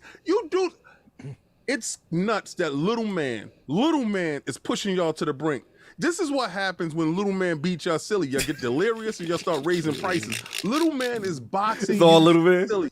This is all little man. This is all little man, because if Microsoft didn't put out little man, they wouldn't do this. They would not do this. They would stay there. The price would be the same. It would be none of this inflation stuff. So they said overnight, somebody's bright idea, and somebody went along with it. They said, how do we separate ourselves from these dudes? Because, y'all equate more money means a superior product. This is what they think, right? This is what's going on. So if it's $50 more, that means the PlayStation's hard to get. It's a superior product. It's better than this inferior stuff. And you guys keep falling for it, hook, line, and sinker. Shout out to Little Man. Listen, if you're waiting for a PlayStation, stop. Go get a Little Man right now today. Don't worry about it. The scalpers got it. And when they do actually get a price break, because y'all waiting for Black Friday. This is going to be the first console on Black Friday that's going to be double the price. You know what's gonna be funny too, man? It's going to be $1,500. You know what's gonna be funny too? Because Walmart and them, I could just see them coming out there and be like, yo, right now, you $550. I don't know if the price increases happen now, but in certain of these countries, you got to think that that's without a forced bundle. Once that they do the $550, then bundle Horizon or the next God of War with it eventually, and that sucker at $600 because it's a forced bundle. Because right now, if you look at, there's podcasts out there, there's people literally saying that they wanted a PS5 and they had to buy that Horizon bundle. There was no way around it. There's a little bit of fluffing on the numbers. I'm just being real with you right there. But, that is what's going on here. And it's like King said earlier when I was driving home, like that bundle is not a free bundle. They force you to buy that game. Yeah. So now you're going to add a $50 on top of that $550 already happening, and it's going to be a $600 forced bundle. Now, I got more. Wait, there's more. Yeah, look. Then you got GameStop getting these things. They're gonna have to add $50 onto their bundles, and you're gonna have hey Forte. Considering you work at the luxuries of GameStop, what's a typical bundle going there for right now for the PS5? Go ahead. Oh man, dang, that Horizon. It's $700 over here. So that Horizon bundle was what? King, what is that? Horizon. What is going on, This King? is the back of the GameStops. Hey, Don't do that. So what is it? What is it? that bundle was $700. So in your personal opinion, you're pretty sure that 50 gonna be added on to that. So it's gonna be 750. Oh, we ain't got to worry about that here in America, but everywhere else, yeah. I found That's the and that's PlayStation 5 Pro. Unfortunately. And so, like, that's the crazy thing, though. At the end of the day, Oh my Like, god! What is that, kid? That's the PlayStation 5 Pro. Oh, yo, Shit. you're ridiculous. You're Oh my ridiculous. god. Hey, let's get So Forte's is that ball. cheap- is BadBit that finish. cheap- I is gotta that get cheap for you Forte's to balls read? though. Sure thing. Mhm. So this is my last point. Then I gotta head out, y'all. No but doubt. I'll say this: this is a question that's gonna have a while to answer, because like we see this right here, right now, and we're like, this is probably the worst move they've done in a long minute. But how is the modern, again, the typical consumer actually going to respond to this when you have GameStops, you have Walmarts, you have Targets doing these outrageous and stupid bundles for God knows how much price to get their accessory. I forget what it's called in retail. Attach But rate. the attach rate up, right? And people are buying them. And so that's the real question is like, Yes. we think this sucks. Yep. But Right? the analytics that What they does got the average consumer think? That's gonna be the in key. time going Yes. to be the answer. And you're right. If I'm Microsoft, I'm going to these areas and I'm going to market because if I'm in Germany and we're about to face one of the biggest energy crisis in my nation's history, and I'm seeing a price up on a PlayStation, well, now Microsoft has to do the job of letting you know the true value between them and their competition. And if Microsoft, and I doubt they're not doing this, doesn't do that, well, that's a huge misstep. Yeah. But to me, at the end of the day, it's gonna take a little bit of time to find out if this actually hurts them, or is this all hyperbole? No, that's a great point. If this happened, next year where we do have the Redfalls or Starfields, whatever else have you, this would be a whole different conversation. I think once Microsoft has the games in their arsenal and they're out, they solved their pipeline, whatever, you're going to see a different type of battle take place. I think it's in the here and now where PlayStation knows they could take a chapter out of Nintendo and raise the price. And then, hey, who knows? Once Xbox starts getting competitive, maybe they slash the price by $50 again. Exactly. And that's the only problem. So again, I think this is awful. I don't like this one bit. Right. But it's up to the consumers to speak up. Absolutely. I got a worse scenario for you. They're raising the $50 now, so later they can act like it's a price cut back to the original. I'm done with you. Everyone's like, give us a pat on the back. I'm done We with helped you y'all. out so much. Real talk, they're gonna do it. Hold on, I'm gonna break protocol real quick. do it. I gotta get y'all this ball before we. BBW Bobby, $5 super chat. Bobby's out. Why y'all complaining? Y'all already got PlayStation 5, and it's not affecting America. PlayStation 5 still gonna be the GOAT. Fake outrage Because podcast. it's affecting people. It doesn't need to affect me for me to care about something, right? If it's affecting someone else, someone that wants to get into this ecosystem, then I want to fight for the consumer. I'm not here to fight for a multi-billion-dollar company. I'm not. They're all they're all amoral at the end of the day. I'm not here to fight for Microsoft. I'm not here to fight for Microsoft or for Sony. I'm here to share my perspective and hopefully fight for the average folks that just want to play games and cover them as such. You just earned my respect, Bit. Yeah, Thank you, Bit sir. Bars, Bit Thank you. bars right Listen, there. That's good on you, Joe. Because see, we need more people like you to balance people like me. Because I don't care about these people. Okay, I want what I want. We gotta get Forte for every bars. bit cloud, for every 2 addicts, there got to be 1 bit cloud to evaluate. Because we're always going to be the top. I love Big Cloud because Big Hold Cloud on. is not Big Cloud. BadBit. Shout out to Big BadBit Cloud, is though. actually outside in the public. Yeah, he outside in the streets. He for real. pulled up on me. So anybody that could pull up on me, he got my respect a long See, time ago. BadBit is that person in the picket fence fighting for better pay and stuff. And I'm the one going in there like I'm already getting good paid. Good. So I got to do 2 things. One, Mr. BadBit, Of course. plug where you're from, talk to the people. Good to see you back. It was limited, but we had to get you for a bit. I wanted you for this topic. No. Where can the five Dude, people thank find you you? so What you got much. going on, sir? Yeah. So you can find me over at the Trophy Room, a PlayStation podcast, where each and every Thursday, me and my best friend Kyle talk about the latest, the greatest in all things PlayStation. Again, each and every Thursday over on Apple Podcasts, over on Spotify. And you can check the video version over on the Trophy Room show. You can find me over at Mr. BadBit. You can find the show over at PS Trophy Room over there on Twitter. So, guys, thank you all so much for having me.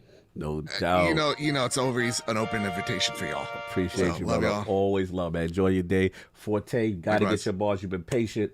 What do you think about the PlayStation 5 price increase?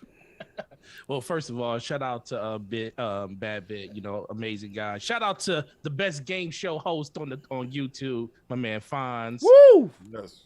1/3 of my raid team. Shout out to you guys. Yeah, you already know we got to get back in there. Shout out, and the man that always keeps it natty, my friend, my bestie, the man that keeps it natty. Hey, King Boo Boo. Hey, Forte. Yeah. We did that live, baby. Doing it live. Oh, Lord. Baby. No, They don't but- even know the genesis of that. But as I lay here in this money, all this Sony cash. Thank that's you. so- Bobby, Bobby, you know, keep paying. You know what the problem is? That Sony Cash looking a little white. They got to bring some of that green back. Oh, So man, Oh, that's listen. what's man. going on. You saying my money looking funny in the light? I like how you said that. That's King Rack right there. King was like, "This is the you think my money?" I feel like Tupac when he was in the tub. But Hey, Bobby, keep paying. Keep paying, Bobby. We like how you pay. We dominate you. Don't be saying that. Don't be telling. Somebody said stop kick shaving. So I was like, yo, they wildin'. Anyway, Forte, how you feeling about this thing, man? yeah, man. So let's be okay. So, oh man, it's so many levels to this. Especially There's being a levels person- to this. There's levels to this, man. Especially being, you know, just because we're not affected by it doesn't mean we don't have a place to actually put our opinion on stuff like It's this. not fake Because outrage? you know, no, it's definitely not. Because guess what? Sony in the what was like a thief in the night at 2 a.m. in the morning in America was like, you know what? Who's the biggest multimedia market that will literally have the biggest problem with this, even though it won't affect them, but they're the ones that's going to take the narrative to a whole nother level. Right. Oh, isn't that North America? You know what? We're going to drop this at 2 a.m. They ain't going to see this until 6 hours later. And hopefully, a lot of that blows over by then, which kind of it did, because it only lasted like a good 12 to 14 hours of like a really huge conversation. Right. But I just look at this company and I'm saying, wait a minute. So we got to raise prices on a system never happened before in the middle of it until this year for some reason. When it comes to, you know, shout out to your bosses over there at Meta. You know, they started this, but we No comment.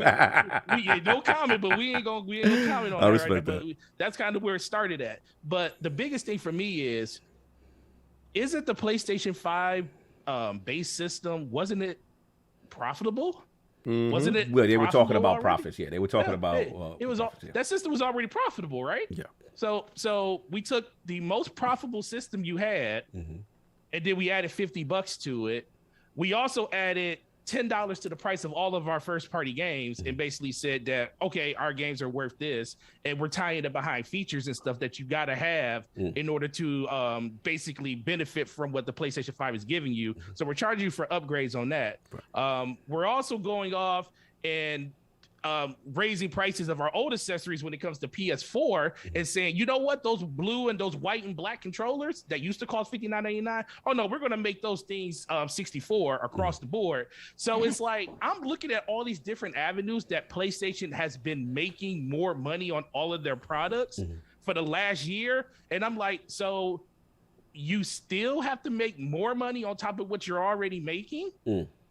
Tell me where this disconnect is. I don't understand from a just a consumer standpoint that it's our responsibility to make up for the losses that you are having as a company for some stuff like that. That's where I don't come from. It's like you're selling going on, bundles. Alex? Go ahead. You know why they increased that by $50? Because they about to lose that Call of Duty money. Oh my God, you're ridiculous. Finish Forte, and I got a question for you, and then we move on. Yeah, go ahead. No, the question I got for you, and again, I listen. I hear everybody what they said. My question for y'all is from a, there's a lot of economic talk going on. Economics. Macroeconomics. Tell them about it. Fonz being messy. But I will say, let's play devil's advocate. So let's just say, right, and we have to be objective on this. Didn't you try to Sony- be devil's advocate like 10 minutes? I gotta be trying. You know, I gotta fight for the other side sometimes. Cognito's got to fight I for gotta those other fight guys, for the weirdos. Yeah, He's fighting listen, for I the weirdos always right fight for the Solve person is whose not voice here. is solved He not gotta here. be the straddle the fence dude. No, I told you how I feel. I do not agree with this. But the thing is, look, I want to, like, we look at Microsoft and we go, look, you know, most valuable console, value friendly console. And you look at Sony, and then we have to be honest. You know, Microsoft has this huge war chest, right? You know, they can afford to pump this money in the Game Pass and buy these studios, and Sony can't. And then you look at Sony as a whole, right? And you look at the other divisions that are not PlayStation, right? Here we go. And now, and I know this is where I know you love this. Yeah, And we can. Is it safe to say, right, that those other divisions are not the PlayStation division right now is truly the heart of Sony and what drives revenue? So, Talk your talk. so one can say that they have to protect this at all costs, because they if do. this fails, right, they could be out of here. Now, the last point I will say in reference to, we got to say in reference to inflation, I'm not an economics major, but we have to say that the U.S. dollar, right, is probably at its strongest in comparison to the others right now. Euro, whatever. Like, things are more even than in the past than they've ever been. So it would make even more sense to raise it over here. I'm not going to touch that part. So what I'm going to say is I'm going to say, because I'm playing devil's advocate and you messing up arguments, is that what they could say is like, look, you know, what yesterday's price wasn't today's price in them other regions, and now we made, I'm just making up a number, I'm not a man. Let's say that, like, theoretically they're breaking even. They were making a slight profit over these other regions. Now with inflation, they break it even. So Jim and they take it up to the board. It's like, yo, we got to get this bread. So like, we gotta do something. So in that vein, is there any empathy? I know it's probably not, but is any empathy for them, for you to them saying that in these regions that they can't be profitable when PlayStation is their sole revenue stream? I have a question for you, Dan, for you asking that. When was the last economic crash we had as a country? 2008, 2009? What was a system that released around that same time in 2007 that was $5.99 and $6.99? PlayStation 3. And PlayStation quickly, within a year and a half, in the middle of that economic downturn, dropped their price by $100 to $200. So you tell me how that same company took a $200 hit back then, but now I can tell you. when economics isn't nowhere near as bad, they're still bad. I got one too. Can I tell you I that? I can tell you how they did it. Okay. Like then, Sony had the Walkman. Sony actually was number one in the TV market. Sony movies division was definitely out there tearing it up. Right. Sony actually had phones. So at that period of time, they had different pillars where they can pull money from. And Blu-ray, and the Blu-ray, hold on, and the Blu-ray was taking off. So they made the bet very early on Blu-ray, and that was the cheapest Blu-ray in the market at that period of time once they dropped that price down, and they were able to capitalize on that because at that point in time, HD DVD had lost the battle by those 2 years. They made the correct battle. Yeah. So they made the correct call, so they was able to take the price hit. Right now, they don't have that advantage in the box that separates them from the direct competitor, which is Microsoft, as far as a Blu-ray player or HDD, anything. They don't have anything in the box that except for a fast SSD. And it's not fast enough to outrun them prices. But that's the only thing that they have in the box, right? They have the inferior box right now. At that point in time, they had a superior box with superior tech that was hard to program I got for. one last point, but too. now they have an inferior box with just a fast SSD out there, and they don't have nothing else to pull from. Right. So that's the only reason why they raised the price. That's it. Okay, and then I'm gonna give it back to you, Forte. I just want to say, and also we have to admit that in the game business, hardware is not the seller. Generally, you take a hit as a manufacturer on hardware, and your thought is to get it back on software. So I don't know what their numbers are, but let's say theoretically, let's just say in your defense, Forte, you're right. To the core, They just and Fonz, I'm not damage control. They did say prior they're making good money. They're making profits, right? Profits. I feel you. I'm not going to sugarcoat that. I'm not going to sugarcoat that. But what it could, in my opinion, what could be right is you making less money and you still over, or you break it even, and now you're trying to keep where you at. Oh yeah, we gonna shut this down even more. We gonna shut that down. Let's go. Let me say something real quick before you go on your rant. Yeah, go ahead. I feel like it has less to do with what was going on in the industry over there at that time, and I think it has more to do. Back then, they lowered it because it was the PS3, because they were competing, because they weren't on top at the time. Now they're on top. People are going out there, going to eBay, buying consoles for $800+. Like, they see the demand, and they're like, look, if people are willing to pay $800 on eBay, they're going to be paying $550 in MSR. And to my point, because I'm being corporate card today, you know what I mean? The market demands that. The market says they willing to pay. So why y'all hating on me trying to get my bag? The market says it don't matter. We put 70. Y'all they go. That goes back to the dummies thing. It's not that we're hating on you. We're not hating on Sony wanting to make more money. We're hating on Sony. It doesn't make sense what they're doing. It's like, it makes sense for the wallet. Our wallets are nice. But it makes sense to the wallet. But if it was truly about finances, it makes sense to their wallet. If it was truly about finances, then they would have did the America too. Like, no, but Xbox is there. No, Forte, go ahead. This is about going. If this is about actually drop off more PlayStations now, all of a sudden magically more PlayStations pop. Nah, man. This. Oh no, we got Brap.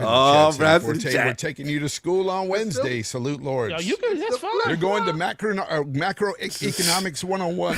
Yeah. Shout out which I got an A in. Ooh. Okay, all right. Let's go. Let's go for it. I've interrupted you with my corporate talk. Well, real quick before you go, I think it's just about they're getting that PS. They feel like they could do whatever they want, and no one's gonna read. It's like I said, like PhilSpencer was trending for 3 days on something on an interview, and them raising prices only got people's attention for a day. No one's talking about it now.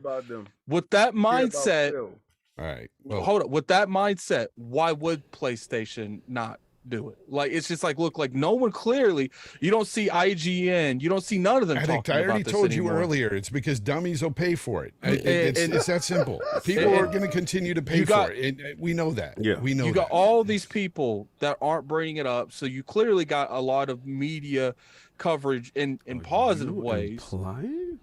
No, it's not that. It's just like, look, let's call it how it is. No one's talking about it anymore.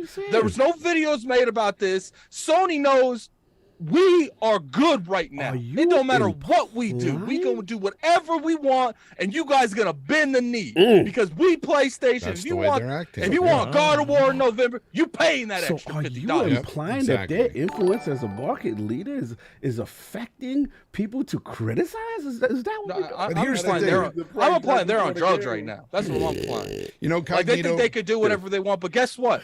Nintendo thought they could do whatever they want. It took them a whole generation to fix that. No doubt. PlayStation thought they could on the PS2. Took them a whole generation to fix that.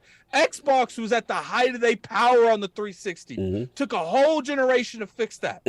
You can sit here and go into these conversations with as much arrogance, and I see Brap and they supply and demand. You can say all that stuff you want. It doesn't matter what you sell them for. It matters on what is going to influence the market that you're currently doing on. And we thought the 360 was at the height of the power. No one guess what? The Xbox One destroyed the brand. It took them an entire generation to recover from that because they felt like they could do whatever they wanted to. Who did that for you? Addict. But, Dominus Maximus Aurelius. And you know what's funny? You know what's funny? People want to sit there and they want to talk about price matters. That's the reason the PS4 and Xbox One was like this. That $100 difference, Addict, it matters. But people are acting like $50 difference isn't mattering at all. It's always okay if it's on one side, but when you put the spotlight on the other, they're like supply and demand. We got to get this bull snap out of this chat because you guys are capping. See what you get, Brap? Be nice. Let's be respectful. Let's go Forte. Fonz and then Forte. Fonz have one quick thing, and then Forte can finish. Yeah. I got to get out of here because I got. Oh yeah, you got to show Game Talk Live. Yeah, I got to get stuff ready and everything. But before I go, just really quick, I wanted to say that about this situation. Yes. Cognito, to answer your question earlier when you were asking, Forte and us basically about, would I have any empathy for the company because you're not making as much money or you're breaking even? Hell no, I ain't got no empathy for a billions of dollar corporation. I don't give a damn. I care about my own damn wallet. I'm a consumer. Right. At the end of the day, I care about my price, not your price. I don't care what you're making on the bottom end. I care about where my wallet is going, what I'm paying for. And that's all anybody in this audience should care for. You shouldn't care about macroeconomics. You shouldn't care about their wallets. You shouldn't care about any of that stuff. This is why I argue with you, Brat, by the way, respectfully. I think you defend it way too much, buddy. Way too much. These corporations are making hand and fist money over, just crazy amounts of money. It's insane that people would defend this stuff. But I'll say this. Just to touch on a little bit about what we were talking about earlier, them trying to get into film, TV, and do all this other stuff because they have those divisions to do so they can take some of these popular IP and try to gain an audience somewhere else. I get that. But feed your gamers. Feed your gamers first. Hungry. We don't need to be feeding another medium. We need to be feeding gamers. You are PlayStation. These IP are PlayStation games. Create these sequels that people want, not TV shows, not films. And if you're going to make these films, make it to where, what do you call it? I'm sorry, somebody just walked in. You good. Somebody walked into the arcade. But if you, exactly. But if you make these films and stuff, you have to continue to feed the gamers. I'm sorry. It's just, you have to do that. And there's one reason why they want to make these movies though, because it's quicker money. These movies only take 1 to 2 years to make. Yes, they are very expensive to make, even more expensive than some of their games. However, the profits return quicker. That is the reason why they want to make these IP into movies. That and film. Film is even quicker than that. You heard it here, folks. Fonz said they leaving the gaming industry, going to the movie. You heard it here. They are doing this to try to make a quick buck because they're still trying to earn money and get more revenue in the old world ways. They want... That's right. Sony right now is begrudgingly moving into a different space that they don't want to in this industry. So they're trying to get to grasp at other avenues that they do have and make more money there, like their business with the film and TV. But they don't want to be moving into this service-based stuff. They're being forced to. That's the way I feel that it is with them. That's why they don't want to put their games in their day and date and all that stuff because number one, they can't afford it right now. But number two, they don't want to really do this right now. They don't want to do it ever, but they know it's kind of inevitable. So they've got to be making money wherever they can right now. Sony is worried. I don't care what anybody says out there. Sony is worried. That is why they didn't raise the price here in America, because Xbox is real competition here in America. Sorry, it's just the way it is.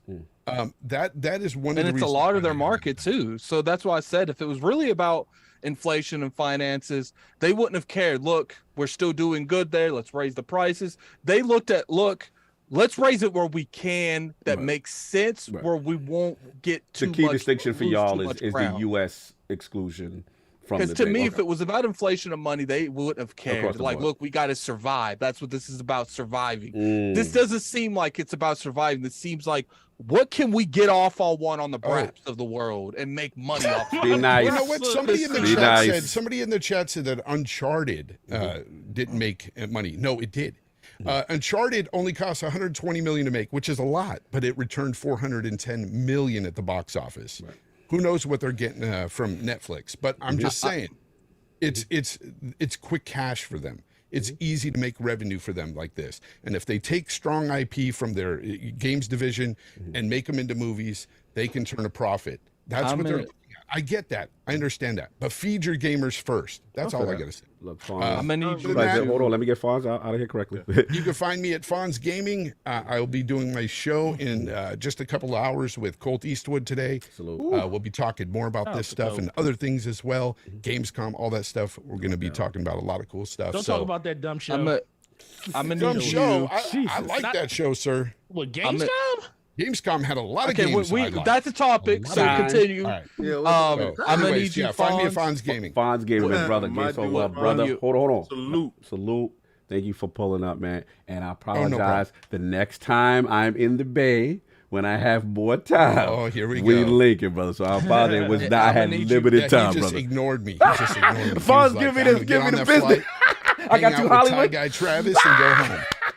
That was last minute, brother, but I got you when I come back. I'm gonna need you when you leave to go and put your redirects and put us as approved for you. No doubt.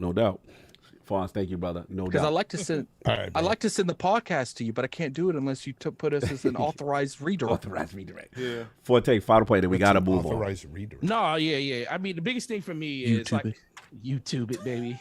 No, so the biggest thing for me, it mostly just comes back to I just don't understand the move. I mean, I understand why they're doing it. It just doesn't make it right because they're making so much money down. They're making so much money.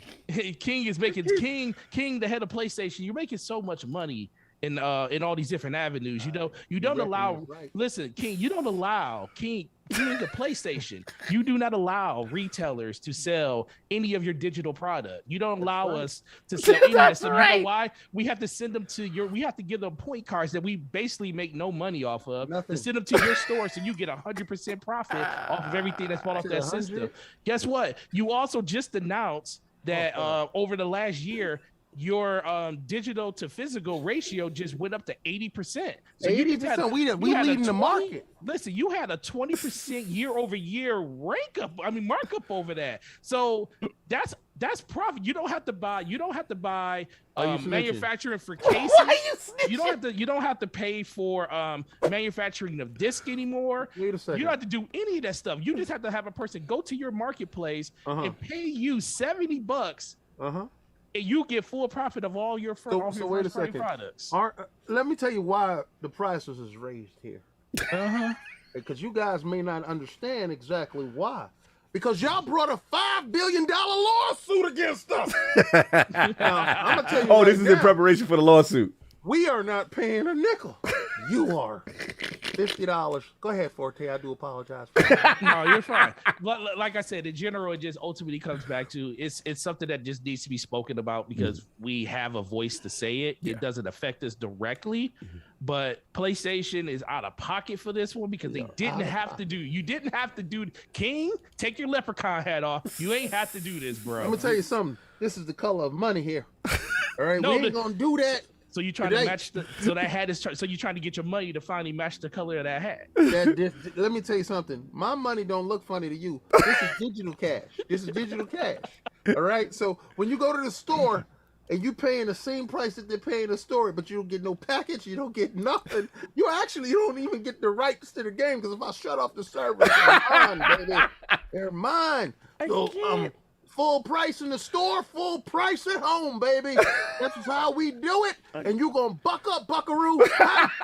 Hey, yo, don't be buckaroo or nothing. Hey, Buckaroo. You gonna buck up and you gonna take it. All right, we ain't gonna talk about this. Hey, none of that domination talk.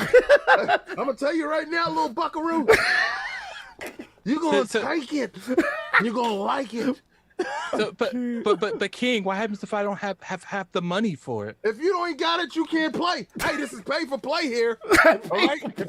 If you are not on the pay-per-view list, you're not inside, man. And I'm gonna tell you right now, don't come over here. Hold on, I gotta break protocol. Hold on. Brat Podcast, $10 super chat. Explaining the economic realities isn't the same as excusing or acceptance of. Unfortunately, when one says the sky is blue, the community yells, "Why are you defending the sky is blue?" Why you keep repeating the same stuff you've been saying for years, Brad? That's what I want to know. Why don't you tell me that, Brad? Tell me why you've been saying the same 3 analogies for the past 10 years. When you tell me that, then we'll address your comment. If Microsoft would have raised the price, Brad would not be saying that. See, Brad right now, this is where we call hypocrisy. Let me Oh tell my you the God. level of hypocrisy. This is the reason why I call you flip flop. Let me tell you. Flip flop and brap. Be Hey, nice. listen, I got mad love for you, but you're letting your stuff show. Now let me tell you, man.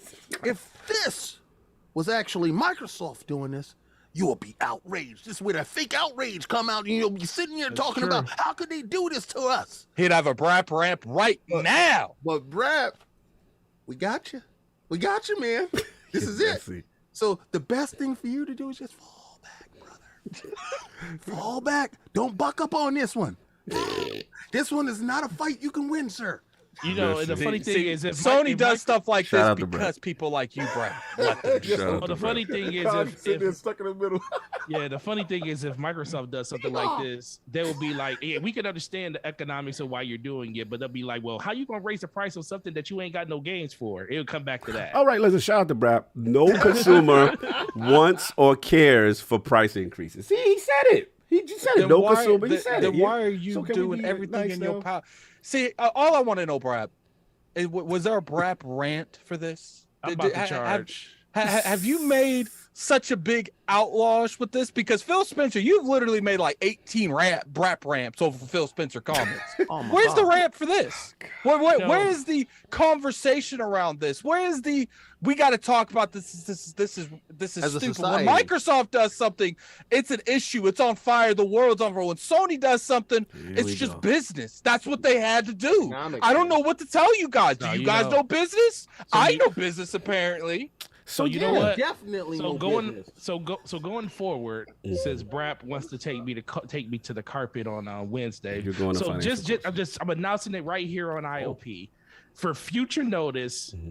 All of the transactions that Brap get done through me at my store that he likes to shop Oh, at. no. You know, although you know what, there is a $50 surcharge on all of those purchases. Oh, that's what now. we're doing? Because the price So, of brick went up? No, you yeah. know what? You know Oh, my the prices just went up. You know, it's just hard out here. You know, my time is valuable. I gotta go to the post office. Inflation is up Or on his use requests? a box and put Oh, my damn. money into shipping that stuff. You know what? The price just went up $50. Oh, I man. just, not just on one product, on everything I ship to you. So, just to let you know, sir. You're aligning your thought process with okay, so yeah. fair enough. So look, we're gonna move on and get off of this. So, Brap so stuff. not And- only and- Brad, oh, are you going to be God. paying him that extra money for that Sony wallet that you love? You love about Sony's wallet. Why don't you, the next time you see that representative that you have on the, just pass him a 50. Be nice. Just pass him a 50 because you got to be nice to that ecosystem. That clearly, something's going on we don't know about. So just pass that 50 when you buy that next PS5. Just pay them an extra 100. Sony good. You don't care. Sony good. Getting that extra $100. So moving on to the next topic, and super chats. Let's get those. Let's do that.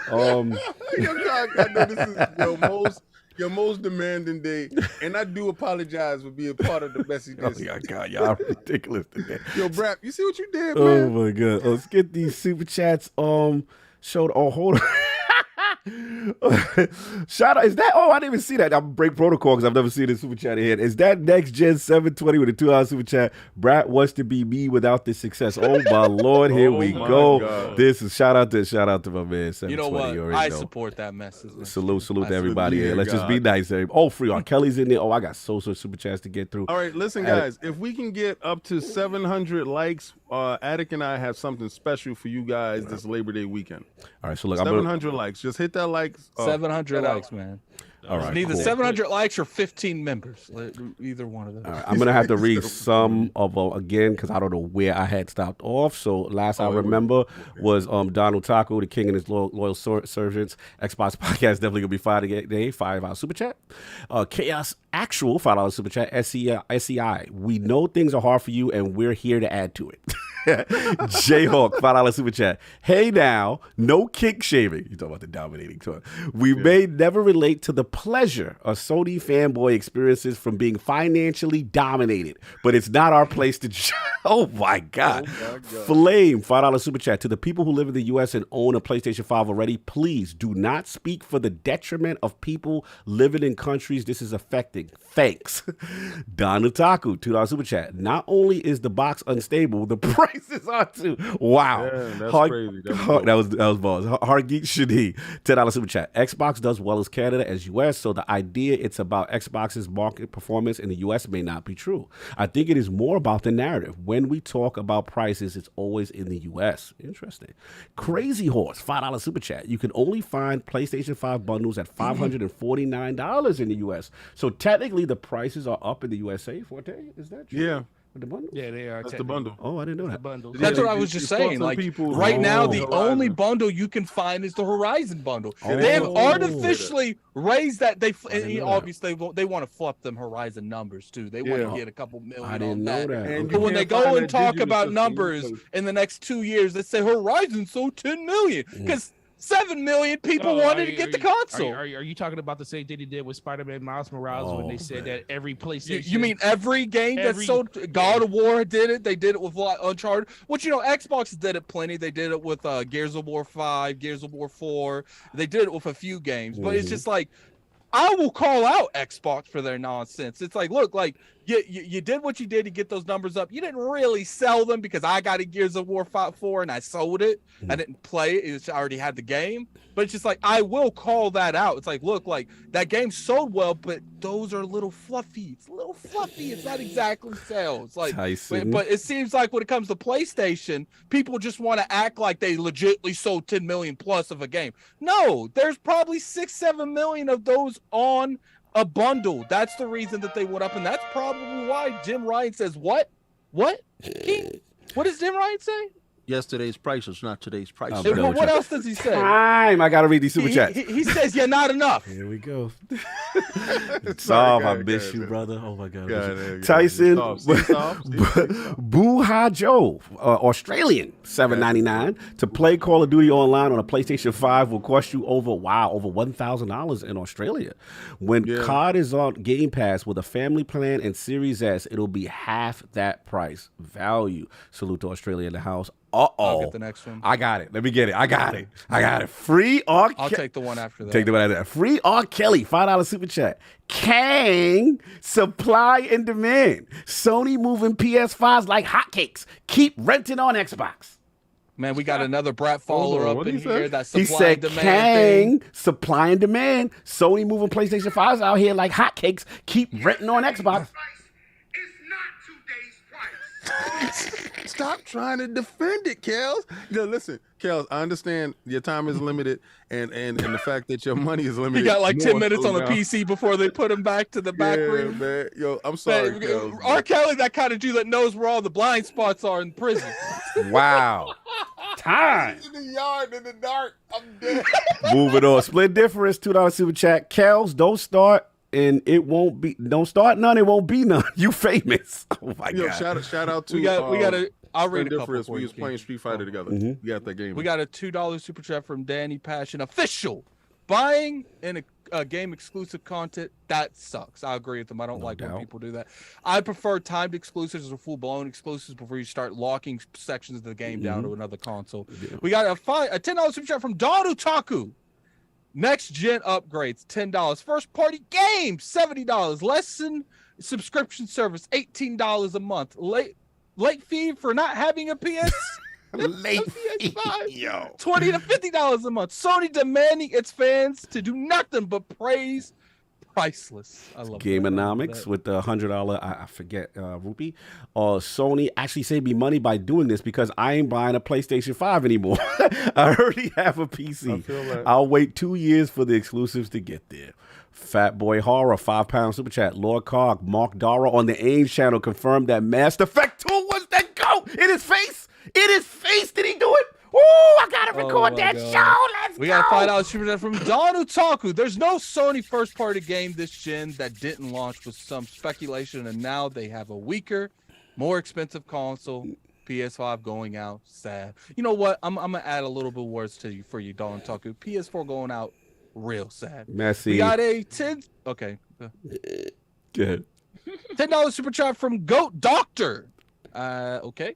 We need to stop saying other companies started $70 games when it was Apple Epic when it was in the Apple Epic docs. Sony asked them to raise to $90 and they said no way, it's too much. Sony asked for this. We got a $10 super chat from Hargit Shani. Good thing is that there is competition for Sony. Consumers win when fierce competition drives up value and drives down cost. About that, Hargit Shani. Sony is doing the opposite, but is still being forced to add more value. We got a $5 super chat from Dawn Otaku. And we not going to talk about multiplayer game of the year, Splatoon 3. All right. We getting on Sony today. He ain't like that Nintendo slander that Mr. Bat was giving him. RG Viper X, $5 super chat. Series S is now $10 cheaper on Xbox website. Oh, wow. I didn't know that. Right now, Sony just lost this generation. No PS6 after this. No doubt. Raiden Blade, £5 super chat. My girl had no interest in Halo. She watched the TV show and hungry for more. She is playing on my account. The more games that Jumps movie opens up to the fans. Yeah, that's true. No doubt. Raiden Blade again, £5 super chat. King, my bro. Anyone champion the price hike are brainless, have overdose on that PlayStation Kool-Aid. It's too late for them, and the IGN and Kotaku are hiding. Okay. Let me get something real quick because it was deleted. The Wise Old Gamer had a $5 super chat. It said, my super chat should have been, I got a second job for PlayStation for my PlayStation 3. Do I need a third job now? Did you accidentally delete that, or did a mod delete your super chat? Tell us what happened. That in the comment section. Don Otaku, $10 super chat. Stop comparing Sony to Nintendo. When the 3DS was failing, they dropped the price and gave early buyers $20 games for free. Iwata cut his own salary 50% because the Wii U bombed. They're not the same. Everboard Saga, $2 super chat. But microeconomics. Oh my God. Jesus. We got a $5 super chat from Alvin. Yeah. Horizon Forbidden West is on its way to being the most fraud alert 20 million seller in history. You know what? I think you're on to something, Alvin. I think you're on to something. Messy.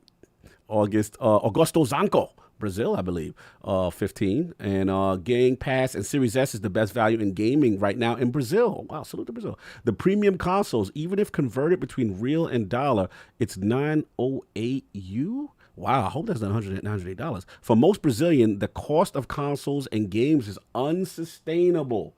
That is huge. Shout out to Brazil for giving us some info there. We got a $2 picture from God's Hitman. Bang bang.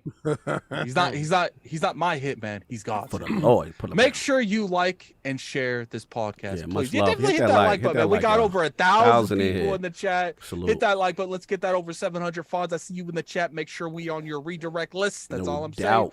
Wait, you got it? Yeah, Raiden Blade with the 5 super chat. I don't know what currency that is. Let's talk PS5 digital. Let's talk PS5 digital. Did make less than 100K when then start making them. Telling you all this, if COD lands on the Switch, PS5 gen is almost over. I told you that is a good point. I have never seen a digital in person ever. I'm sure Forte has. Forte, just out of curiosity, how many digitals come through GameStop, like new and used? Say that one more time. You broke up. How many digital PS5s come through GameStop? Your GameStop, digital or used? Shoot, way more of the physical one. Would you say it's like a 2-to-1 kind of thing? Like 3-to-1, 4-to-1. Oh God. Okay. Let me get Bobby. I got you already. Dirt Griggity. I'll let you read Dirt. That's Dirt. That's the home. We got a $5 super chat from Dirt Griggity. I've never seen an adjustable rate console before. Jim Boy is making history. No doubt. Don Otaku, this really solidifies $5 super chat that Sony wanted to price the PlayStation 5 higher at launch, but Xbox went $500 first, and they couldn't go higher. He might have a point there. Might have a point there. Shout out $2 to super. my guy. I got this. Yeah, shout out to my guy, DJ Oros ILVK. Whoa. Hey, bestie. Salute. We got a 5 super chat from Raiden Blade. Anyone in the chat supporting the hike is still a man child. Jesus. We are all gamers around the world. We are all affected so stop about the fake outrage. Selfish. You hear that, Brad? Come. Time. DJ Oros, $2 super chat. Let's get nautical. Using that classic. Got a 5 super chat from Retro Rich. I love Sony, but I honestly feel like the fun's been drained out of the brand this gen. Microsoft needs to advertise better here in the UK with clear messaging. definitely agree with you. No doubt. Splendiferous. Can't say this movie saw. $5 super chat. Forte looking like them price hikes on them PlayStations have been hard on him, trying to sell them in the store. All the customers asking why they cost so much. Okay. Okay, you can read the next one. Yes, I know. I got these. Shout out to Brap. $5 super chat. Forte, we take you to school on Wednesday. Salute Lords, no doubt. Raiden Blade, £2 super chat. Sony gets acquired. Goodbye, Spider-Man and Wolverine. Oh, okay. That's not true. Brap, $2 super chat. You now have an F, Forte, for this Wednesday show in the thing. You muted. Don't you love how he tells you, Forte, someone that works in the industry, how the industry works? Forte's muted, but he's doing something. Raiden Blade, £2 super chat. Hike lovers are Kool-Aid drinkers. Drink up. I'm assuming those are horses. Emoji. Brad podcast. Shout out to Brad. $10 super chat. Explain. Oh, yeah, I read this one. Explaining economic realities isn't the same as excusing or acceptance of. Unfortunately, when one says the sky is blue, the community yells, "Why are you defending the sky being blue?" We got a $2. No, go for it. Go for All it. right, yeah, I'm back. Okay, $2 you get the F. from... Brad said you get the F in economics now. Oh yeah, I told him I already passed that. GSD getting stuff done. Sony sounds like TV. Wow. $2 super chat from Raiden Blade. Yeah. Brap is the Kool-Aid drinker. Drink up, bro. No doubt. Wow. See, Brap, I tried to tell you. $2 super chat from Next Gen 720. Shout out to Zion. Brap wants to be me without the success. Wow. Yeah, we said that. All right, so are we all the way caught up? I think because that was No, God damn. Okay. You got to refresh. Sorry. All right, you help me on a refresh. You help me on a refresh. I will get the and then I'm gonna catch up.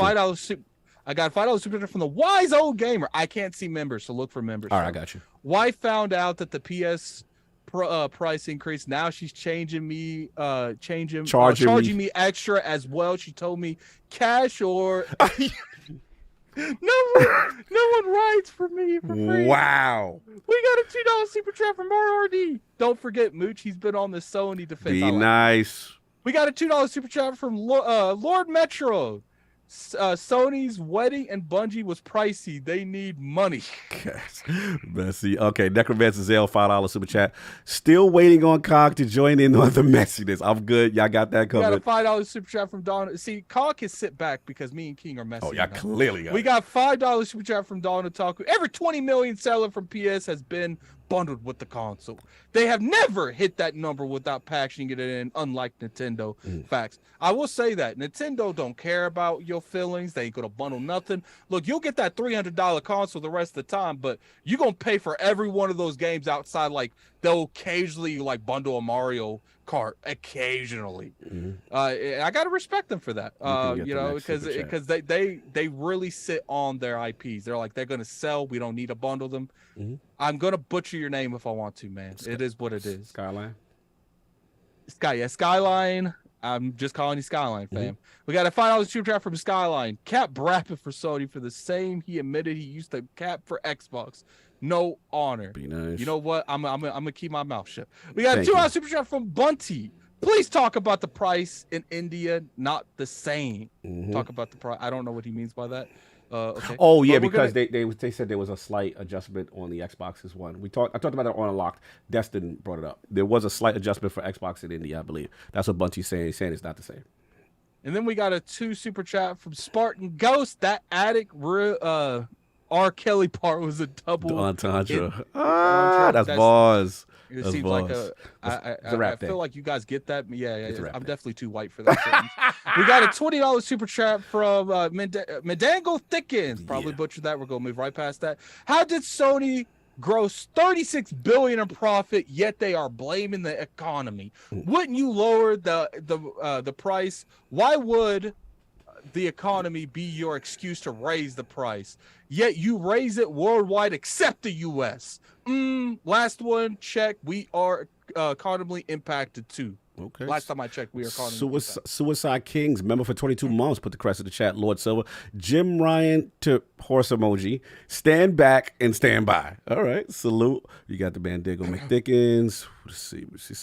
I gotta get something to drink. You go for it. I got it. Yeah, I'm caught. All right, so let's go. Apollo Cooper, $2 super chat. You shouldn't need a group of investors for one PS5. All right. Tyson Buhajo, Australian, $7.99. First, it was Jamaican Jim. Now it's Texan Money Jim. What's next? Magician Jim, since he's hypnotized everyone and paying more for nothing extra. Oh my Lord. $5 super chat, Flame, PlayStation. Sorry, y'all, but we can't keep the prices the same. We got to buy Bungie for $3 billion so we can give you guys Railjack at home. Messy.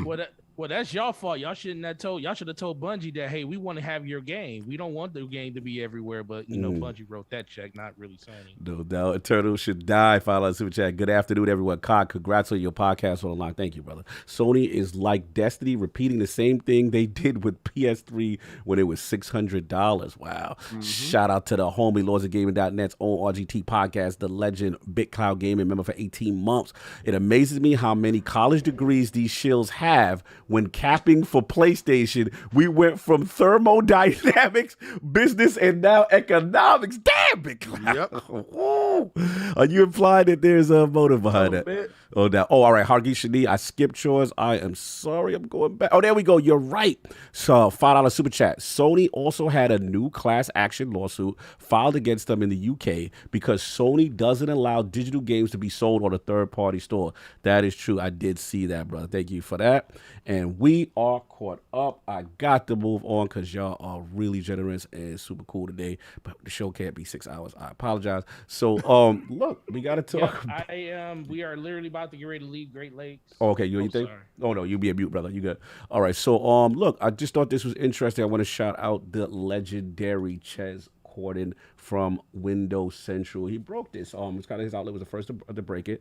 Xbox Family Plan. So a couple of weeks back, he had talked about that Xbox was working on a family plan for its gaming subscription service, Game Pass. He later confirmed, Microsoft confirmed it, that it would exist. It allows up to 5 users to share one Xbox GamePass subscription within the same company.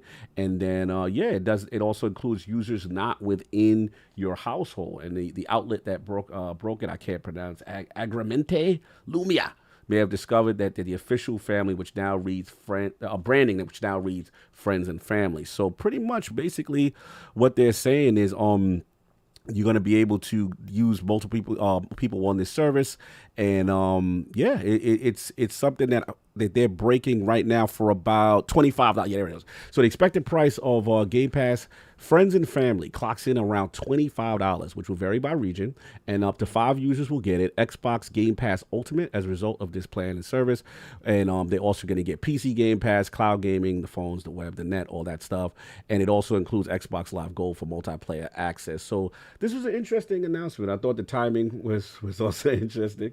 So what do we think? Let's start with you, Lord Forte, if you're not on the phone. If not, I'm here. Yeah. Forte, man, what do you think about this, the plan itself, and then obviously the timing in conjunction with what's been going on with the economic stuff? Yeah, man. First of all, this needs to happen soon because I'm tired of paying for multiple Xbox Game Pass accounts in my own house. It's real interesting that the timing of this, how it actually happened and stuff. Mm-hmm. But this is just another way of Microsoft just trying to bring value to everyone else. When everyone else is like raising prices, they're saying, no, we're trying to find a way to give you more for less money. And that's one of the staples of being a $1 trillion company that makes their money in so many different places that they can find a way to give back to their community. Now, let's don't get it twisted. This ain't gonna be something that's gonna last forever. Sooner or later, this stuff is gonna go up. But I always look at this as a great selling point to get people into the ecosystem. Yeah. And then once you get you hit that max number that you're trying to hit, that's when you start, incrementally raising prices and stuff. And I think everybody kind of understands that. Nobody really complains about their Netflix account being, well, some people do. I did. 20. I definitely complained about it hitting 20. I didn't care when it hit 14. I didn't really care when it hit 15. $20. But when it hit 20, I was like, yo, what's really going on here? That, I said, the only thing that saved them for me is the fact that I literally split that with somebody, my little brother. So it's like, it doesn't hit me all the way, but everybody's not in that situation. So as much money as I can get back from the things that I enjoy the most, which is gaming, is always an amazing thing. So this can't happen fast enough, but it's very interesting how all of these different things align themselves. As you hear bad news somewhere else, you hear good news somewhere else. And that's how it was all last generation. Whenever Xbox made a misstep and a misstep, PlayStation was right there with the shovel. They was with the shovel, like, okay, we about to help dig this grave a little bit deeper. And what's going on right now? You know, PlayStation's over there raising prices, and then you got Nintendo coming out saying this. You got Xbox coming out saying they doing this. When the whole regulation thing started happening, and PlayStation was saying we need Call of Duty, and all the rest of the developers was like, that don't affect us. You mean when Sony was snitching? Yeah, when Sony was out there snitching, everybody else. Because you got to say how they did it. They snitched. Oh my God! Yeah. What they stop? No, so it ultimately all this stuff comes back around, and Sony. It's like I always tell people this: Sony needed somebody like Jim Ryan. Because Jim Ryan righted the ship, and we can't take that away from him. He took one of their worst performing areas of PlayStation in the European market and made it the most profitable. Yes. Yep. At the detriment of the Japanese market. At the detriment of the Japanese market. But the biggest thing is, I said, listen, he is now he is the head of PlayStation now. He is a money motivated individual that's going to make money motivated decisions. That's why you're getting your games on PC now. That's why you're seeing price hikes and stuff like this, because no matter what happens, PlayStation needs to be profitable.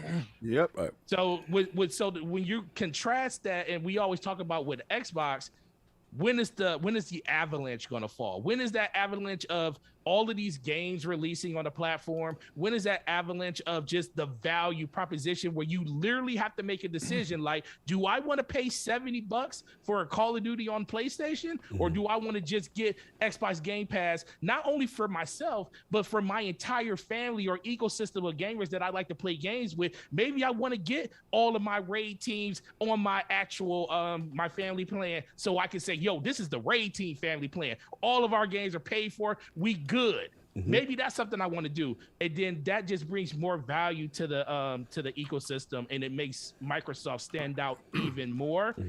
So that's the thing that I take from this, but it ain't looking good for everybody else out here, especially when these games start releasing, because Uncle Phil, he out here making moves, and people keep saying that he been letting people down, but the plan has always been fix the ecosystem, fix the system, fix Xbox Live. Now they're working on the games, and the games we know are coming, but they still have some background stuff they need to do when it comes to the overall ecosystem of their services, and that's what they're rounding into form right now. No doubt. And I think that's why I got to see the games. Like, people will sit there and say, oh, you know, it's been years, and to a point I agree with them. It's been years since we've seen these games, and you know, I do feel like we should have seen something from them, even if it was like, you know, small increments of gameplay. But I can't go in until I start seeing the results of these studios. Now, when we start seeing the results of the studios, that's why you don't see me going too much like management issues. I feel like some studios need to be on a corrected path, but I don't think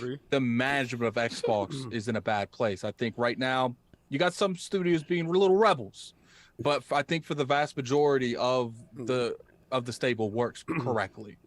Now, once we start seeing the games, if we see the next Obsidian game and Avowed isn't where it's supposed to be, then we can have a conversation. If we see, you know, Ninja Theory and Hellblade 2 isn't where it's supposed to, then we can have that conversation. But I feel like we could talk all we want, but we've already waited how many years? 4, 5? Might as well just wait the extra year and a half till we actually start seeing the Starfields, the Avowed, the Hellblade 2s.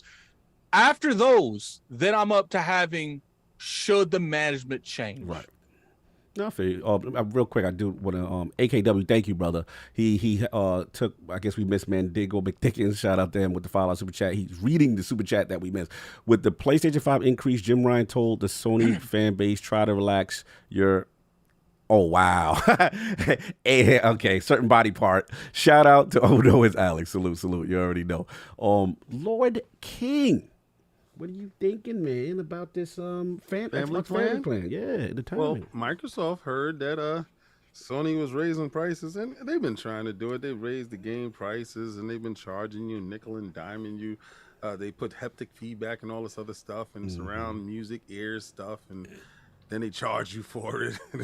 The SSD, and to get an SSD, you have to buy SSD, and then you got to rip the wings off, and you got to slide something inside, and it's not slide stable, something and, inside. Pause. Yeah, well, the whole system is paused. The whole system is paused. It's hot, it's cold, it's what it do. They remove heat sinks, then charge you more. Well, Microsoft said, well, we made a ton of money. Mm-hmm. And let me show you, Sony, how you pass it on to the consumer. Thank you, Microsoft. I really appreciate that with this Game Pass Family Plan. Yo, this is how it falls right back on your neck. Right. You see? You sat there, you dudes was capping, and they changed the team leader. They changed the coach. And y'all sitting there thinking it's the same team. Now they running the triangle offense, and nobody in there play triangle. They hired Phil and put him on the Knicks. This is exactly what happened. Remember when they got Phil Jackson? Phil Jackson. We thought that we was gonna have Michael Jordan, the triangle offense all over again. It was the most disastrous seasons we've ever had as me being a Knicks fan. It was most destructive, and this is y'all. This is right now. So you got the money, man. He raised Europe and destroyed Japan. Destroyed it, right? Phil went over to Japan and he's raising it, right? So right now, the value is here. The value is in the fact of Game Pass. I told you Game Pass was the platform. You guys are sitting in there. No, man, the console's the platform. First of all, if you get a Samsung 2022 television right now, Game Pass is in there. Game Pass is the platform. Right now, if you have this family plan, you have a TV. Shout out to Paris. Said your first fall was being a Knicks fan. Shout out to Paris. Yeah, I hear you. I'm a Jet fan too, so there you go too. There's a lot of pain. There's a lot of pain. Let me burn with that. Speaking another language. Continue. Oh, now you want to continue. Yeah, I'm just saying. 5 people. Yes. That turns Game Pass Ultimate into $5. Yeah. A month. Game Pass Ultimate, $5, right? That PlayStation joint is $18 for one guy. Yo, it's one guy with no day and date, nothing. Like, yo, these guys have actively taken cash. They said, yo, so now that we got all this money, what are we gonna do? Are we gonna invest all this money into IPs that we could put inside our systems? Hell no. Here, take that and go block them. Go block what? Game Pass exclusives? What are we doing? Here's another one, because Game Pass is out here tearing it up, and we ain't got nothing that can compete with that. We just won't shut up. I just told you to get coffee. That's it. I ain't asked for your opinions. So, what I want you to do with this right now, we hear that Hogwarts is coming out. I want a dungeon for us. Exclusive, timed exclusives. What we doing? And we're gonna have it for a little bit. All right. They just went and brought ABK. They going for ABK.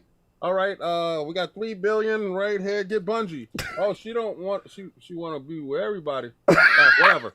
That make it happen. You're gonna sleep in the streets, whatever. We're down for that action. We just need her expertise. That's all. We just need her around. Show face. Yo, this man is ridiculous. Right now, you guys, this is becoming disgusting. Game Pass Ultimate, $5.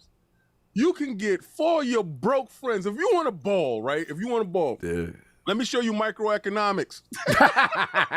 Let me show you. Yo, you can teach the course now. Game Pass Family Plan. Right? Okay. I see what we doing. Since you dudes will talk microeconomics, break it down. Break it down. Okay. $100. This is 4 months. You can get 4 of your broke friends, and you can ball out for 4 months with them on Game Pass. You can be a baller. Now, if you got 2, this is 8 months, okay?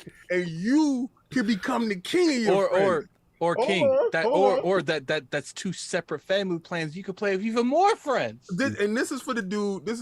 All right, you want to be Big Willie, right? You got 2 households, right? You got 2 households. You got to take care of this family. You got to take care of this family. That's that dude. He taking care of the whole block. Okay. So what you saying? What you saying, King? You know, if you got a lot of kids, you was active when you was younger. For different households. You got to. If you was promiscuous, I'm just saying. For you promiscuous folks. They looking out. They looking out for that guy. You know, you They're get a looking loot, out for man. they're looking out for you in your pockets. Yeah, man. you You got 15 kids and they want to play Minecraft. And we got 3 subscription Hey, family plans for you. Child support beating you up. Here you go. Yo, it's for the marketing with child support. I'm dead. You're gonna start going into the court. You're gonna start going into the courtrooms, and they're gonna be like, "I pay Game Pass and Family Plan for all my kids. kid. What is? Gonna be What do they included do?" It's gonna be included in your child support payment. Yo, you got 4 kids and yourself. I don't want to hear. Just how this don't is have bad. another kid. You have to throw yourself out of your own family plan. Shit, that's You a know start what? at 5. Let me break it down. Break it down. further. Break it down. Since you dudes want to do microeconomics, right? Sony raised it by $50. That's 8 months, right there. Well, excuse me. That's 2 months, right there. Because I'm still worried about these $100. I'm looking at this money. So what's the Xbox child support plan? Family Game Pass. So if Microsoft was to do that, y'all be going crazy. But Microsoft said, we're going to save you some money. Because in my household alone, I got 2 daughters, my son, and myself. That's 4 people on Game Pass Ultimate. That's $15 a person. All right? So, and I know you're going to say, King, well, why don't you game share? Because I game share with somebody else. And I allow them to game share with somebody else. Right. So we're supplying it. We're supplying demand, right? We're supplying the demand for other people. Because financially we can afford that. But what Microsoft said was, yo, King, we understand your financial situation and we're going to help you out. So I got a +1 now. Because it's just 4 of us. So I got a +1 now. So I can look over to somebody and say, yo, you need Game Pass? Yeah, check this out. I can look over to that Sony dude that says, well, I'm not getting this inside, you know, my console of choice. There's no day and date. I did not see anything that said day and date for them, not even third party. You know, I don't see this. I don't see the effort in giving back. And this is effort in giving back, 100% effort. They don't have to do this. Game Pass is being successful on its own. Yeah. They do not have to say, oh, you know what? Let's look at the most successful thing we got that we're making money off of right now. And let's see, how can we make less money but get more people in? Facts. I've never seen this. So they could have easily said for 5 people, $50. Yeah. They could have easily said that. Because think about it, 2 people is $30. Yeah, for the 15. Right? Yeah. 3 people is $45. Yeah. So they could have easily said, you know what, $50 for 5 people. No, they said 25. That's $5 a guy. Like, y'all wish y'all can go in a club, a real banging club, for $5. This club is crazy, and they charging you the $5 to get in. So I see nothing but positivity, and I don't. This club got the drinks with it. Why you save money to get drinks? I don't know why people aren't talking more about this family plan. Yeah, like they should. No, it's a big deal. It's a big deal. I'm sorry. In 1 week, you have the you got Xbox giving out Game Pass at a very reasonable price for a family plan. You got PlayStation raise the prices of all their consoles. Look, it's perfect timing. I always said I felt like this is a marketing layup, and if they play their cards right and continue to push these initiatives, this is how you start turning the tide on a generation. This is how you do it. You know, so look, I didn't expect this to come, to be honest. And into King's defense, like, this is not something they had to do. Let's just be honest, right? But it is actually really cool in the sense that you can drive so much engagement, because even if you have those 5 on, and then, you know, look, little Jimmy or whoever, right, may get content or a DLC or a skin or whatever. So it still overall helps them long term for their bottom line and stuff like that. But providing initial value, the only question I got, Forte, is like, how is the game sharing going to work if you're a part of that plan? That's what I want to, because a lot of dudes game share. And I wonder if you got that plan, that might be a wrap unless you part of that starting five. Hey, I think that's, you got to be part of that starting five. Got to be part of that starting five. And there's a lot of people.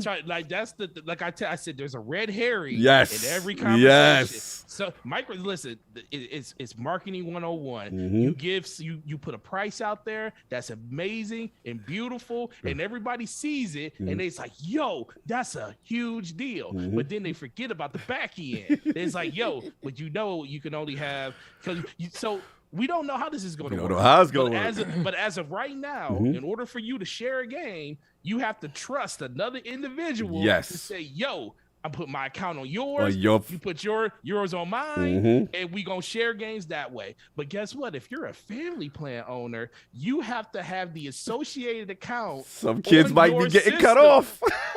So somebody gonna get cut off. So imagine if they're not in that top five. So I think this is a two. People keep saying they're gonna lose money. I'm like, no, they might actually gain more money, right? Because all of those people, like, so you got to think if me and Attic are sharing, and then King and Cognito is sharing, then you're like, well, that's only 2 copies of a game you're really selling and stuff. But if you just multiply that across the entire Xbox ecosystem or PlayStation or wherever, that's a lot of copies of games that's not getting sold on a continuous basis. Now they're saying, yo, we're going to give you access to Game Pass, but now you have to have your own game library. The only game library you're going to share is Xbox Game Pass. Right. That's the library that's going to be shared. And guess what? Microsoft doesn't care about that, because guess what? All of their first-party games are inside that service. Right. So what happens is, third-party developers are going to be incentivized to either put their games in there so more people can play them,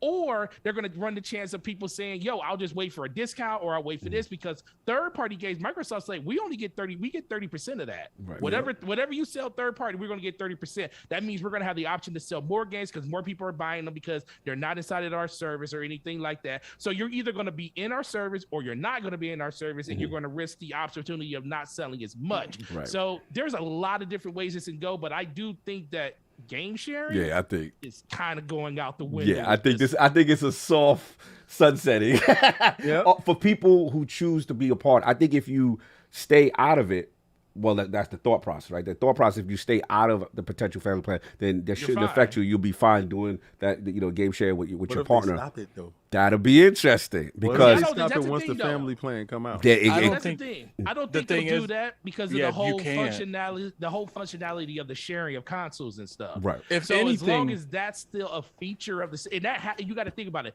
That kind of still has to be a function in order for you to be able to assign people to your ecosystem or your family. So I think that's still going to be there. It just comes down to how are they going to incentivize people to say, yo, it's just better for you to buy your games. If anything, the way that they name this shows that, the sharing of the libraries are still going to be there, because it, when it comes to this, the game sharing was originally designed for you to share with your kids.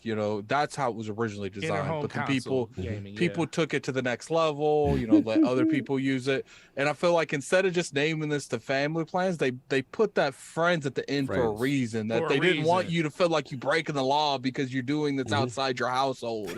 And, I do.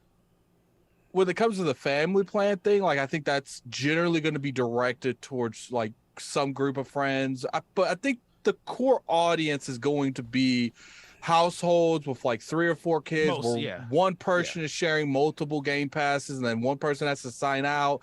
I think that's going to be the general direction of this, because I think for the most part people are going to continue game sharing. I don't think, because a vast majority of the games that the majority of hardcore gamers play, they're not in Game Pass day and date. And I don't think that if they made that into it to, it's like you need to do one or the other, I think people would still choose game sharing, because you get access to the legacies if your friend bought it, if you guys split it. You get access to, you know, these games that aren't in Game Pass. But when it comes to the Game Pass games, you know, that's gonna do really well when Starfield comes out, Redfall comes out, you know, the indie third party stuff. Sometimes they get like, you know, if they put the show in it again next year, it's gonna work out well for that. But I think for the overall, like, as a whole, it makes more sense to game share than it would be to be in this. Know, the funny thing is, the more interesting thing is, how long is this? Like, if you put somebody in your friends list for friends and family, how long are they? How are they guaranteed to be in there? Like, is it monthly? Can you like read? Because you want to think that there will probably be a timer on that. They're going to say, we're not going to just allow you to move people day by day, minute by minute, to let people into your families and friends. Oh, and family. I understand what you're saying. Yeah. So because then you would just kick someone off. Oh, you know, King, I want to play this game. Kick Zachary off and put you just put kick King somebody off. So that's the question for me. Like, what is that? Because, you know, honestly, I'm thinking of it like, you know, just, you know, if say Braps in my friends and family. And then today he does what he says he's gonna give me an F, and I'm like, well, I don't want you on my family list no more. So I boot you off. How long do I have to do that? Do I have to wait until that month is up? Do I have to wait for the totality of how long my membership at that moment is? So I think there's a lot of different layers to that, because I think, listen, I don't want to. Because unless it's family, those are the only people I would probably just let rock for a whole year on an account. Right. No, So that kind of is the biggest part for me. Is like, you know, I trust, like, I'm not gonna have anybody in there that I'm not gonna trust anyways, and that even if we fall out, I know it's just a falling out because we just disagree on something. You ain't gonna cut that Netflix. You ain't gonna cut that Game Pass off.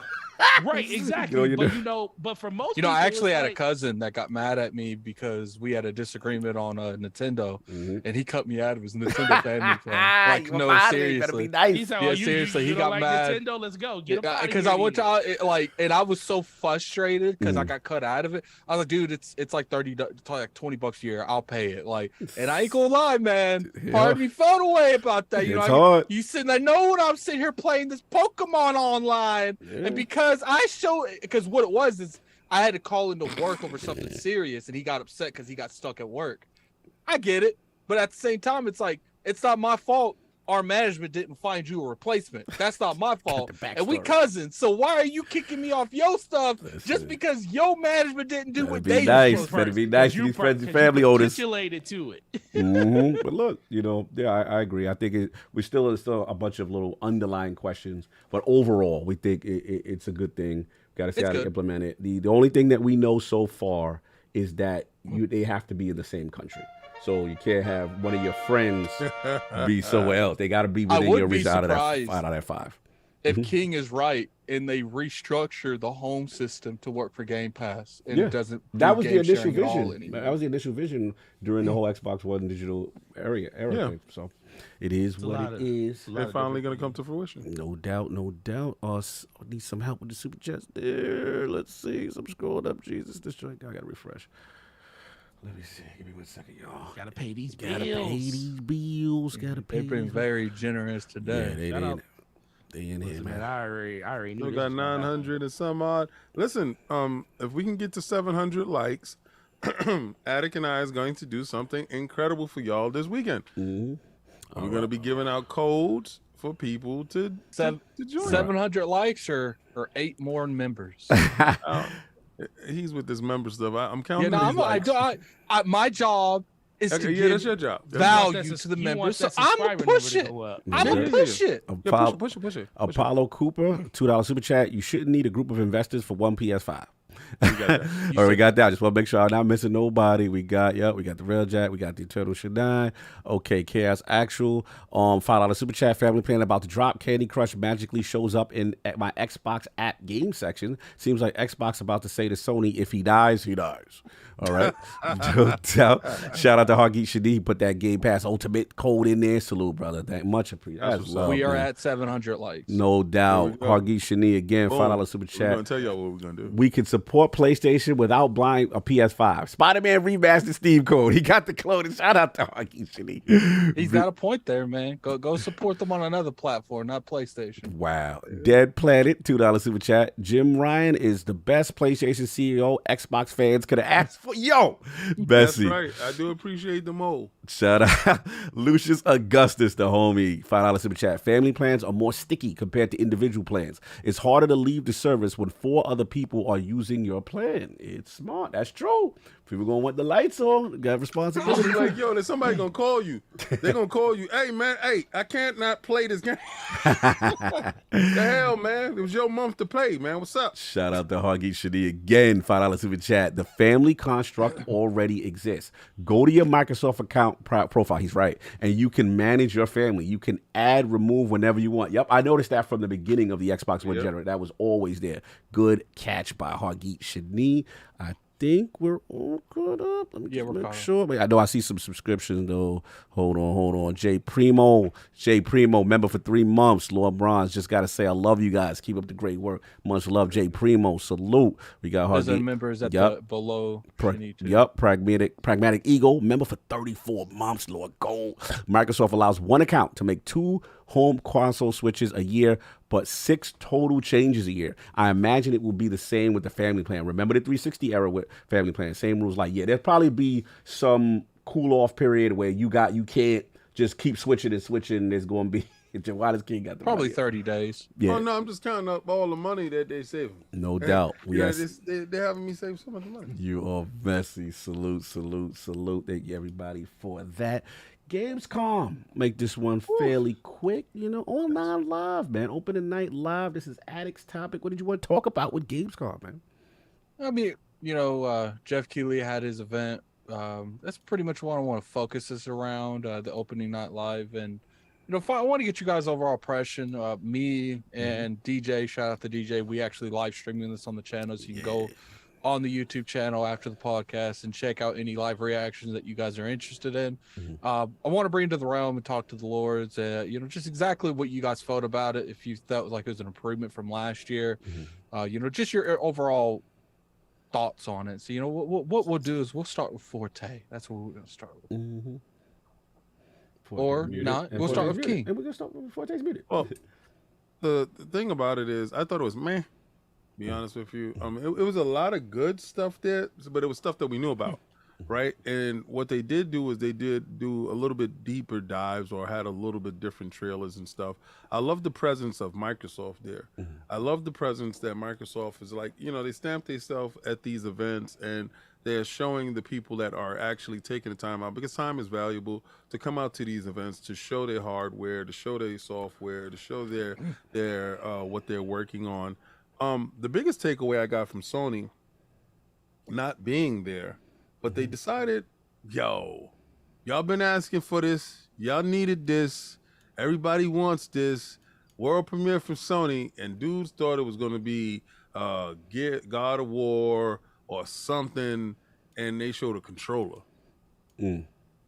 I fell out. I mean, not saying that Edge controller is not something that people want, since Xbox has the Elite controller. Xbox has the Elite controller, and that's a $200+ dollar controller. But that's something y'all could have did on your own someplace else, to release. Put it in a tweet like y'all like to do. Like, y'all like to tweet, right? So tweet out the controller with the video and the modulations of it. Y'all did this to Jeff. Why y'all did this to Jeff? Like, why Jeff had to be up there to get everybody all lathered up and blued up and ready, and thinking y'all was gonna do something special, and y'all threw out a controller and was like, have at it. No, man, absolutely not. That was absolutely disgusting. Y'all didn't have no presence there, and I told y'all before, this level of taking people for granted is not good. Devolver Digital had a lot of good stuff there.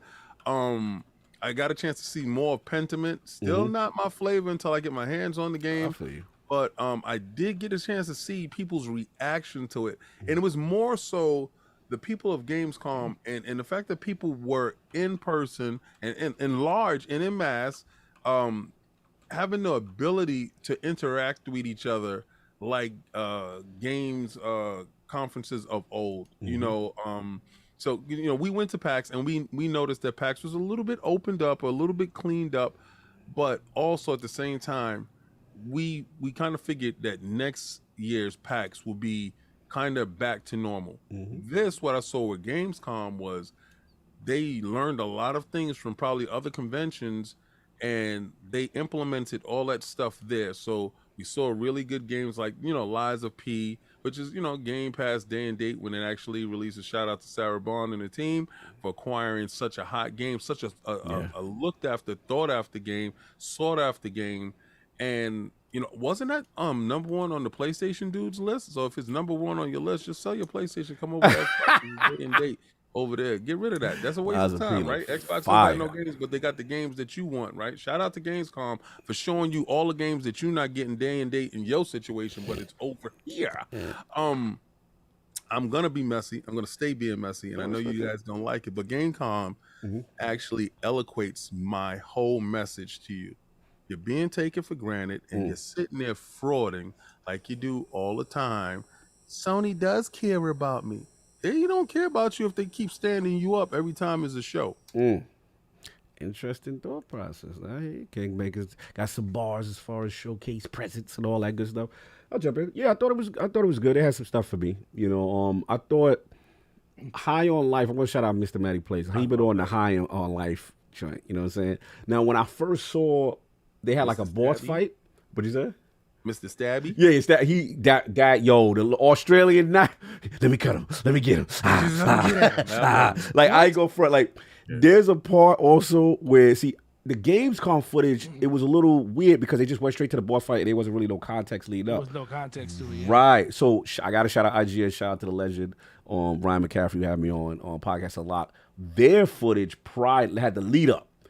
King, there's this part with a little alien or whatever, and you put a gun on. He's like, "Yeah, you ain't gonna shoot nothing. What you gonna shoot a kid? You ain't gonna shoot nothing. You ain't gonna do nothing." And the gun is like, "Yo, don't." The gun is your gun is talking to him like, "Bro, it's a kid. Like, we not gonna do that. Like, come on, like." And they literally, when you murder the kid, I'm dead. You shot a kid. It's gonna have humor that's gonna hit. And it's gonna have humor that some people ain't gonna like. They loose with the mouth. That's the Rick and Morty. Yeah, if you like Rick and Morty, you're gonna be in love. If you like Rick and Morty, you gonna like this joint. I think they and that's Game Pass, right? That's Game Pass. Yes, that is okay. definitely. I'm just saying. Listen. I thought Microsoft did themselves a favor by one attaching themselves to games like this that they obviously don't really usually have. Also, listen, y'all know I'm not the Souls guy. Lies of P, bro. The Pinocchio story. And that joint look fire. Like Devil May Cry mixed with Dark Souls. And then like the puppet joint, it makes the little scariness to it. And they flipping the story of Pinocchio crazy. There was a couple other joints in there for me. Game Pass is killing it. Yeah, they doing their thing. I thought be honest, I'm not even a Dead Island guy, but I thought Dead Island 2 looked good. It was real brutal. It's $2 too right now. If y'all know is inside the game store, Microsoft store, $2. You know what actually is leaving Game Pass that I was a little disappointed with? Hades. Hades is leaving. Hades it's on sale right now. You can go buy that for $14 because you get the $10. I mean the 10% sale. So right now, if it's leaving Game Pass, you can actually go in there and purchase any game that's leaving. Yeah, shout out to Pixel with G. Yeah, that Woshan game looked fire. Callisto Protocol I thought showed well again. That looked crazy. There was some joints. in there, man. I liked some of the joints I seen. It was solid. I just like that we got shows again and Gamescom is back in full swing. And shout out to Kojima for debuting his podcast at Gamescom. That's like he's so weird. He comes out and he like does like his own little specific thing and then he just bounces and it's funny. But yeah, shout out to that. But I thought it was good. Any other comments on Gamescom on live? Did anybody like that? Forte, we good? Nah, man, I was nope. I was asleep. I was asleep. I shouldn't have watched it live. Yeah, that's probably the biggest problem right there. But I mean, there was some cool stuff there. High on Life. The thing about it is, it was some stuff that I saw. Like I saw High on Life, but I just didn't like the presentation of it. Yeah, but I was already bought in on the game. So once I saw the extended footage from IGN, I was like, okay, I'm good. Same thing. That was good. It saved that saved me because the boss fight was a little weird. I was like, well, this is so weird. Just okay, but yeah, man, it's just it just Gamescom just reminds me of everything that we don't have coming this year. I know. That's all it did. It just reminded me of all that stuff. It also just reminded me of it. It also reminded me of it being a business, like more than anything else, because once we started seeing, as much as I love Pokemon and we see cars on the stage made for Pokemon and stuff, I was like, oh, we got to pay. It just, I never had the feeling of a show where I felt like, oh, it's time to pay the bills. Right. I never had that feeling before. That's him. But now I'm having that. I had that feeling during the show, and that was just kind of like the lull through it. Yeah. But like you said, certain like games, Liza P and stuff like that, everything, it was stuff that was there to show it out. Like when it came to Dead Island, I was like, yo, this game is alive. Yeah. It's still alive. Last time we saw, at first I was a little annoyed because they were showing the CGI trailer, of shout out to the fake, the fake Lenny Kravitz. The Lenny Kravitz? Yo, shout out to Lenny Kravitz. shout out to that. But when I was like, yo, this actually looks cool. But then they hit me. I was like, man, didn't the last time we see this game it was a CGI trailer, and that was like 12 years ago. It feels with the jogging. Yeah, with the jogging and stuff, and people falling out, and families falling out of yes, windows. That was the and old. I was like, I remember because it was amazing. Right. But then, but what saved it for me was the fact that they actually showed gameplay, and I was like, yo, and I like the fact that it doesn't take itself seriously. It seems like a lot of these games like that want to have this bridge and like somewhat of reality and stuff. I'm like, no, dreary, post-apocalyptic, everything. Just have fun with it, and that's what they were kind of having with it. So. There were some gems in there, but it just reminded me of everything that's not, especially when they did the most anticipated Microsoft award. And I'm like, wait a minute, what are these games? So that just let me, like right there, just let me know, like, man, this is just a dry year, bro. This is so dry. There's games coming. There's going to be things that people are excited for. It's dry for us. Well, yeah, it's dry for us. Well, and also going to be dry for the PlayStation when God of War get delayed. Oh my. Oh well, listen. I'm trying to stay away from that one because you know my feelings on God of War in 2020. Yeah, I know you've been on. You on the King Camp, I believe. Yeah. I've been on that. I've been there since 2021 when they tried to make it seem like it was coming that year, and I was like, no, that's marketing, sir. Yeah, I remember that. And it's not coming this year because it was not at the Gamescom. I mean, how close do we need to get for y'all to understand this stuff? Like, not showing up, buddy. You going down with the I'm ship. with you. I respect it. But the show was okay. I just envy the people that just decided to watch YouTube clips other than watching that show. Watching paint dry live on TV. Yeah, we got that. He's messy. No, I'm gonna combine the last one. This will be quick. We get about it. Look, Phil Dominus, Maximus, Aurelius, Spencer outside. Rare these days to see him outside, but yeah, he's outside. He had an interview with Bloomberg talking about what's going on, his thoughts on a lot of stuff in the industry. Just gonna pull up some stuff from him on that interview. He's asked some interesting questions. He said about the talked about his arcade origins, which I thought was cool, as an OG, kind of talking about what's going on, how his start in the industry and stuff like that. Then he started talking about the Activision Blizzard deal. Feels very strong about it, feels good about it. He talked about the interesting thing I thought was very interesting reference to post-acquisition was more so about that they remain on the hunt. And he said for investing in new games, partnerships, and further deals. Xbox, they want to add content and creators in the regions of the globe where it's less strong. He says, I'm always thinking about things that add to our capability. Even though we've worked on our geographic expansion, I like to say that we have too many of our creators in places that are traditional markets. So yeah, I wanted to, this is one that's been going around. I want to get your thoughts on what you guys think about that. And just in general, if anyone that did catch the interview, any bars in particular, and I'll open this up to anyone who caught it. I know it's a kind of an exclusive, but not. I don't know if anybody got a chance to catch it. I tuned in on certain stuff when he was talking about the NFTs, and he's like, there's a place for NFTs, and dudes took that as NFTs is coming to Xbox and Microsoft supports NFTs. I think he was mainly saying there's a place for everything, and NFT does have a shape in the industry, but I don't think no one really knows how to implement that into it to make it work. I think there's people that's doing it the wrong way, and there's people that can do it the right way.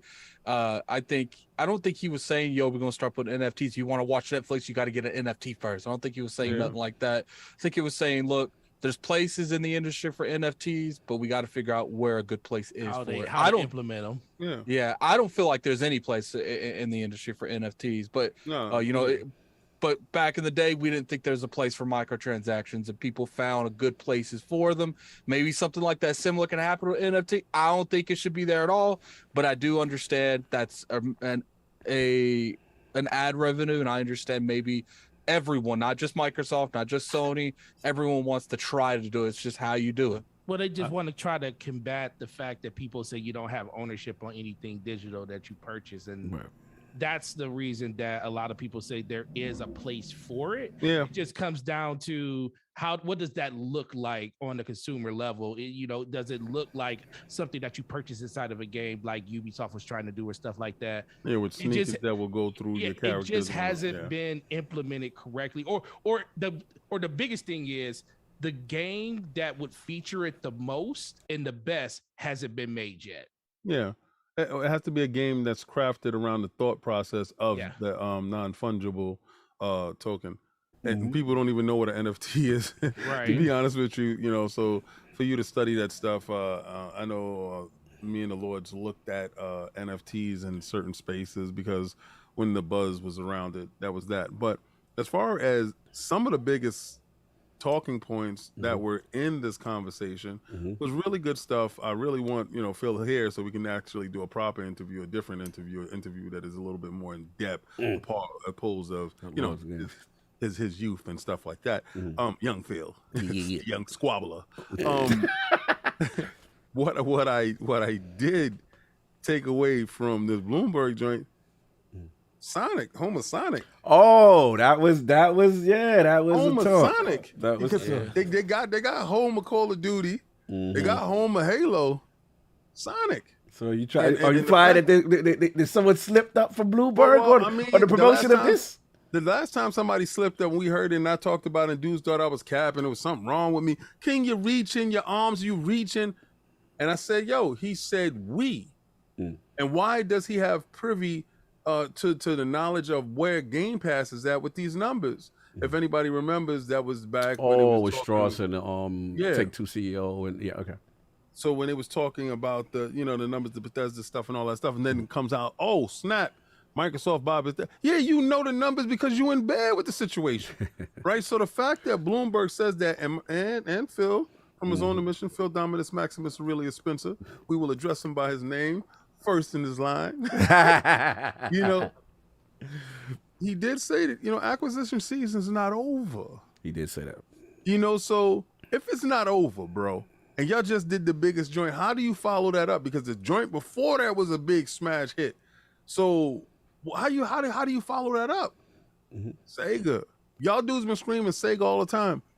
Sonic got a game coming out. Yeah, it's coming out on November 8th. That's the game that's gonna bump God of War out. That's how I know God of War is coming. Really? We doing this gig?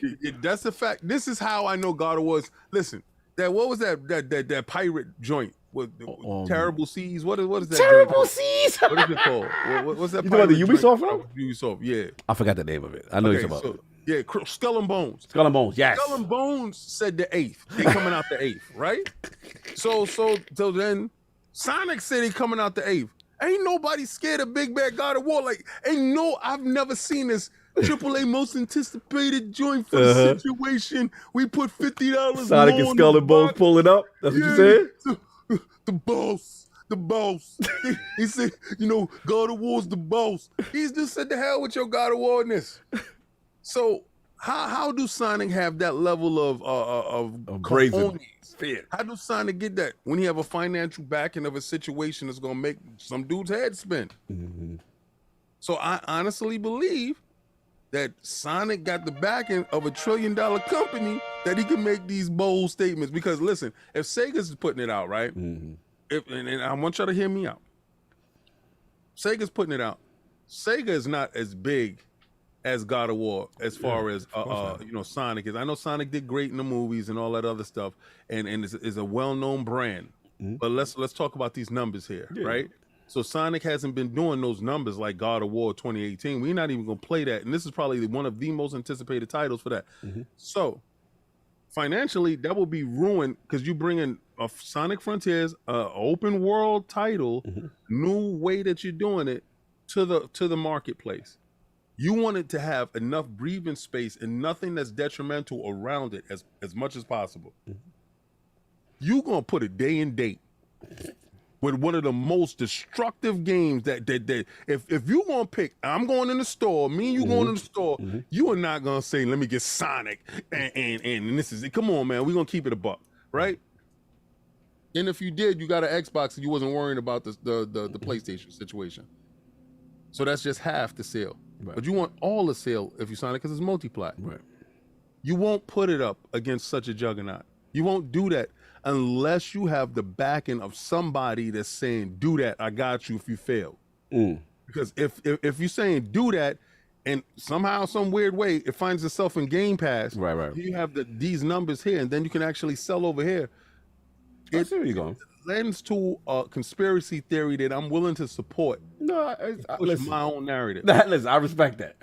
No, I understand where you're going with it. I will say it supports your bet more with Addict in the thing because with the date, right? Because generally we do see people stay away. Like when there's certain games that's the zeitgeist, people have been knowing some indie developers, some double A will say, hey, we're moving our date, for reasons. Some will just outright say it because they're like, yo, we're not trying to get squashed by something else that we know is gonna move the needle on that date. We're gonna see.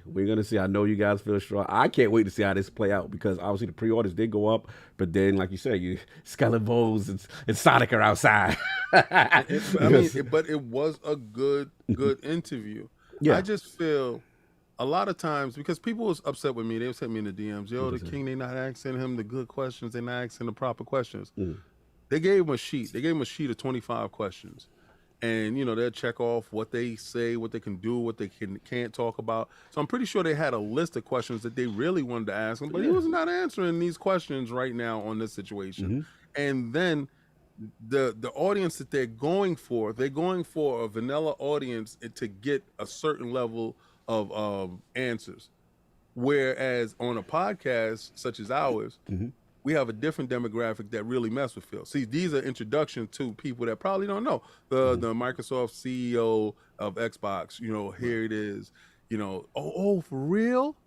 That type of thing. Where if he's here, everybody that tunes up or pull up know who he is and know what it's about. Sure. So it's a different type of interview. So here's an introduction to the world that doesn't know him. I can understand the line of questioning. Last point, I would say that he said that I wouldn't say caused controversy, but people would try to get context about it, and this is reference to like exclusives. And he was saying that in reference to, I think that it started off talking about like crossplay. It was asked in full context, and then Call of Duty came up, and he's saying that he said the idea of games made exclusively for one device is something we're just going to see less and less of. Maybe your household, you happen to be in a household to buy an Xbox, and I buy a PlayStation, and our kids want to play together, and they can't because the wrong piece of plastic to plug into our television. We really love to be able to bring more players in, reducing friction, making people feel safe, secure what they're playing, allow them to find their friends, play with their friends, regardless of what device. I think in the long run that is good for this industry, and maybe in the short run there's some people in some companies that don't love it. But I think as we get over the hump and we see where the industry can continue to grow, it proves out to be true. So I'll just jump in. I thought that was interesting, because I saw some commentary like, well, maybe this means like he doesn't believe in exclusives, and I didn't necessarily take it that way. I kind of took it as more of the cross-play initiative in conjunction with their initiative as far as their games and wanting their games to be on other devices. You know what I'm saying? Because this is how I feel, and I'm just going to speak for myself. You guys let me know if you agree. I still feel the Activision Blizzard deal is a different beast. Because prior to that deal, the talk was ZeniMax and Bethesda, where these games going to go, right? And at that point, people thought it was going to be like a Call of Duty situation for Elder Scrolls, Fallout, Starfield, and the like. And then we found out very promptly where Game Pass exists. That was the statement, right? So I think with the ZeniMax joint, obviously FTC, regulators, this game, shout out to Jez, he always says it's a ritual game. It's the biggest game in the games industry. And let's be honest, unlike a Starfield or an Elder Scrolls, it does thrive and benefit them to have that on multiple platforms for the engagement of that type of game. Especially when you bringing up Nintendo Switch, where you never had no Call of Duty game, and you want it there. They're looking at that kind of thing. So what my point is, when I hear him say this stuff, I also think moving forward, when he's talking about that next acquisition, whether it be regions, I'm totally with you, King. When he says regions, we're not strong enough, to me, that screams Japan, that screams, all these other markets. Look, man, Sega, you already know how I feel. I'm a Sega kid. I'm completely biased. So a lot of Sega kids became Xbox fans. That's a fact. Yeah. So, I would love to see that. I would like to see, a Japanese studio. I would love to see, a fighting game genre studio, something in that ilk to really free up those deficiencies. But I love that talk, because to me, you're recognizing that you still have work to do, and they're not done, right? So it's just going to be whether or not it's on a smaller level from a developer standpoint, or if they continue to go with a bigger publisher joint. But I thought that was interesting. Any final thoughts on the interview, Addict? Anybody else? Good? No, I'm fine. Okay, cool. No doubt. He ready to eat. He got the eat face. No, I just find it, people don't really hear. They try to hear. Right. And they don't really hear. If he says places that they're not strong in, what's the place that he keeps going to? Oh, yeah. He's been doing well in Japan as far as improving. improving. Going to Japan. Improving it. Sega and his relationships, with Sega, as far as all these RPGs and the fact that we get Persona now, these things is huge. Atlas just dropped a game. I saw Sarah Bond talking about it. On Xbox platform. Shout out to Sarah Bond and the team. They again doing things that aren't commonplace over in the Microsoft and Xbox ecosystem. Right. For him to say that, for them to have that slip in the beginning, I don't know, man. And for them to have the balls to go on the November 8th date, it leads to aggressiveness, the new aggressiveness that Microsoft has been proven to show. It goes back to the family plan and being aggressive there. It goes back to day and date and Xbox being aggressive there. It goes to being aggressive and pushing in spaces where you need to grow. Yeah. To when there's a supply constraint, for them sending the money, instead of sending money to block games from the other console, you send money to free up these semiconductors to get more systems out there. You put money in good places to be aggressive where you at a deficiency. And you don't play defense, you play offense. You play offense to win. Those people that sit back in a cover 10 at the end of the game and you down, you up 14 points. You look back and you lost by 1 by that field goal. You try to figure out how Tom Brady did it to you again. It's because you went into that cover 10. Cover 10. Time. And that prevent defense. You guys don't understand. And I'm watching it. And I'm watching the level of aggression that Microsoft is showing. They're showing a level of aggression inside marketing. They're showing a level of aggression when it comes to Game Pass. They're showing a level of aggression when it comes to the console, because this console is the cheapest and also the most powerful. Right? So there's a level of aggression that Microsoft is showing, and there's a level of intimidation that they're putting their foot down, and these other dudes is fearful, boy. No, look, it's a new generation. We like I said, I love when they try to improve on deficiencies, and they've done a lot. Nothing but this generation. And like I said, when I look at, I see the Persona series. I'm out here playing Naraka Blade Point, which is a actually amazing game that historically would have probably never would have missed the Xbox console, right? Let alone debut with a timed exclusive or whatever it is. You know what I'm saying? And I'm starting to see the strides, the Atlas thing and all that stuff. That's what you want to see. You want to see the strides, the Kojima thing. You know, but they're continuing to improve it. That's all you can ask for. That was one of the main issues I had with the Xbox One generation. Like, what is going on, and why don't you own and control your own IPs? You know what I'm saying? Kind of thing. And that's what you got to see. But anyway, that's what I got. No poll, because being Addict got an announcement as far as next week. So let's talk about that. Let's go ahead and do this now. Next week, look, Solve might be able to host next week, but we're not going to put that kind of strain on him in his voice. We want to give him plenty of time to recover. Cog will be out of town, so there will not be an IOP next week because he's going to PAX. But what we're going to do is me and King and maybe Solve, if he has enough time and if he's filling up to it, we're going to have a community night. You know, we're going to play, you know, Fall Guys, Fortnite. We're going to do you know, games where we could just throw in the chat. You could join, you could play with us, you could, you know, things like that. I think we have enough people. We could easily play something like Fall Guys. We're going to try to keep it to cross-play games to make it as easy as everyone in the chat as possible to jump in. And, you know, we'll have conversations. It'll be a fun time, man. You know, but there will not be no IOP next week. No doubt, no doubt. That's right, but we're going to play games with you, Paul. You know, I'm shooting for PUBG. I want PUBG to be on that list, to be honest with you. I really do. I really want to catch one of you dudes and just pop you in the ribs. You run past. Hey, Brat, remember that? We have fun with PUBG, baby. No doubt. I want you back. Now that it's playing right. No doubt. So you got it here first. Let's get some outro, and then I'll read the super chats towards the end. Again, salute to my man, Mr. BadBit. Salute to J. Fonzarelli. Go support the PlayStation Trophy Room. Go support Games Talk Live. They out here doing it really big, and it was cool to get their insight. Yeah, sadly, he goes late. Yeah. Like Fonz, I was gonna send our people to him, but he goes too late. So it's just like I can't do nothing. But I found someone else for you guys. No doubt. So you know, you guys can follow me on Twitter at Lord Addict. Forte was here. He's been muted like half this podcast. So he don't get no outro. He don't get no outro. Wait. Just so I don't. Never mind. Oh my God! Stop acting like just because we ain't gonna fight today. We fought yesterday. Fought on the raid. Now we doing it. I want to point that I was right.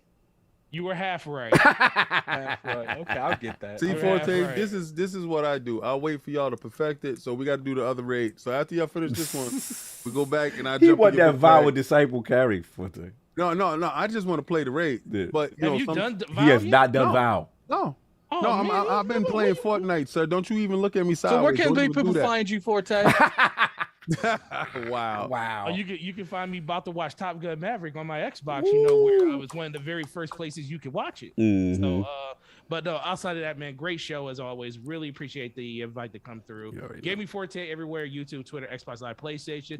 The DPS podcast every Thursday night, 9 p.m. with the homeboys Slow Mo Backslap. Yes. Shout out to all the 10%ers out there that don't want to pay more money for their products. But yeah, amazing show. Really appreciate it. And we will catch you guys sunny side. No doubt. Much love, brother. My Destiny brethren. Overall good dude. Yo, love seeing what you're doing on the channel and the shifts you making there and seeing the success there. And of course, DPS, man. Always love. Oh, always yeah, bringing man. it. Gotta love the Destiny community, man. Gotta love it. They come out when you make good content, Yeah, don't they? they come outside. I'll be back soon. Salute to you. Lord Addict. Now, where can people find you? What you got going on? Find me on Twitter at Lord Addict IOP. I already see people on Twitter tagging King and stuff saying thanks, thanking him for saying the importance of Japanese games on the Xbox platform. You know what?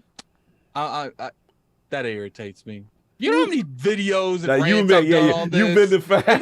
I never get thanked for it. But I appreciate everyone coming through. We had up to over 1,000 people. Yeah, you know, wow. we do hit over 1,000 on special occasions, and I thank every one of you coming in here. We got 774 people in the chat right now. Definitely hit that like button. Let's get that above 800 before we end the show.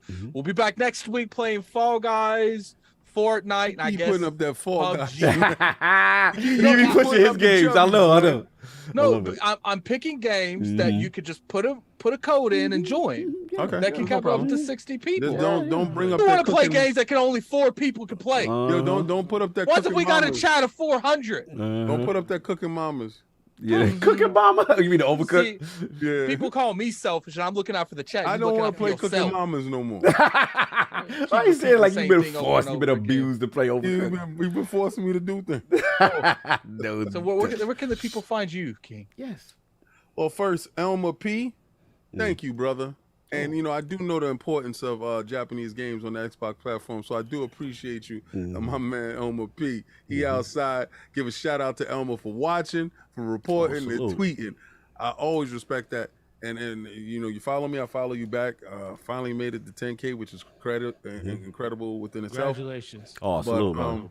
It's absolutely nuts. It's a little silly old me interacting on Twitter, right? I was going to do a combat talk with the King this weekend, but next weekend I'm going to do a combat talk with the King. It's a long weekend. We have Ortiz versus Ruiz, and it's going to be fantastic. But guys, what up? This is a serious thing. The fact that y'all have to be vocal. You have to be vocal. If you find it, and it's not irreversible, guys. It doesn't take effect until September 15th. And they gave it a grace period in order to hear how loud you're going to scream and how big you're going to market and talk about the fact that the $50 hike in the console price is crazy. Please do so. I got mine. I don't got to fight for you. I already got mine. I don't have to be vocal. I have a PlayStation 5. It's collecting dust, but I have it, right? But I don't respect what they're doing to you guys. And we don't have to live by the credo of taking what they have to offer. We are the consumer, and we don't have to go by Yesterday's price is not today's price. Shout out to Jim Craig. Don't have to do that. And it was so much fun today. I want to give a shout out to Fonz for coming through. My man BadBit for coming through. I literally was looking at some pictures of us at what was it, PAX East, and my man came outside and he's out there. So shout out to the trophy room. Yeah. Shout out to my brother Forte. We have the longest running inside joke on this podcast. And I do appreciate him, every sense of the word, because we done did raids together. We done, played Destiny together. I'm trying to get him over here on Fortnite with me. I got his other half with me. I'm already on Fortnite, so you just haven't played with me. Yeah, that's it. That's it. I just got to pull you over. I said, play with you. Pause. But Cog, I know I was a handful today. Thank you. I know I was a handful, and you did a masterful job. And wrangling us up. I was innocent. I lost the battle many times, but I had to just let it go. Innocent. You're innocent.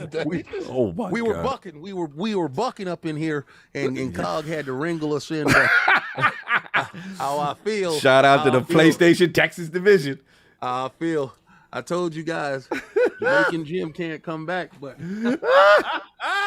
Did we ever get a name for this person, executive at Sony? I'm not gonna give a name to because I got in trouble the last time.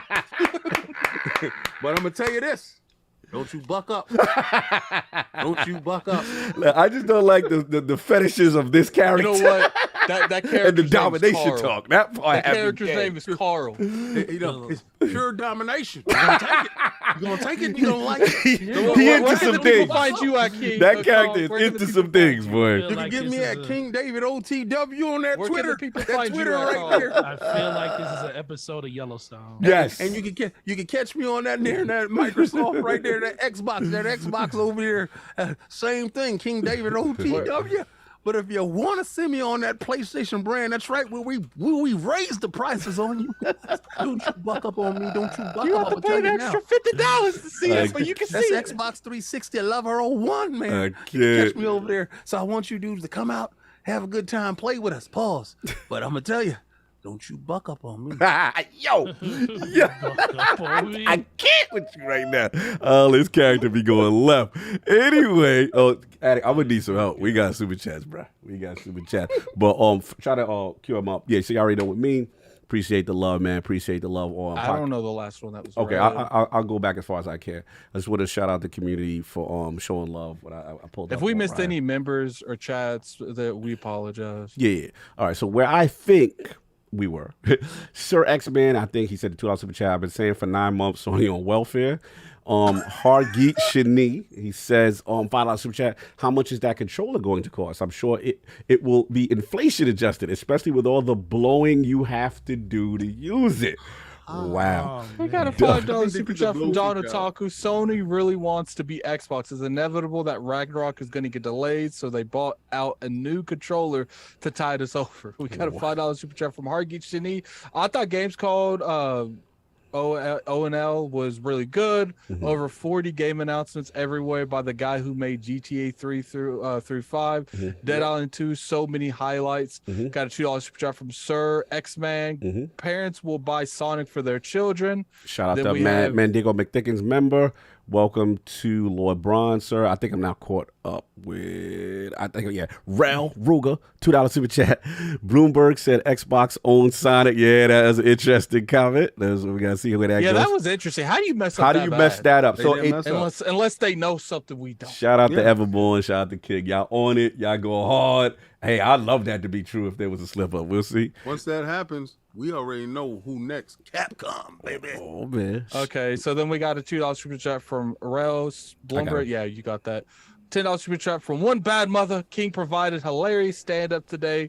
You have real talent, sir. That said, we want intense competition to continue into the next gaming paragon. Jim needs to stop providing King with material. Got a $5 super from Cosmic Voodoo.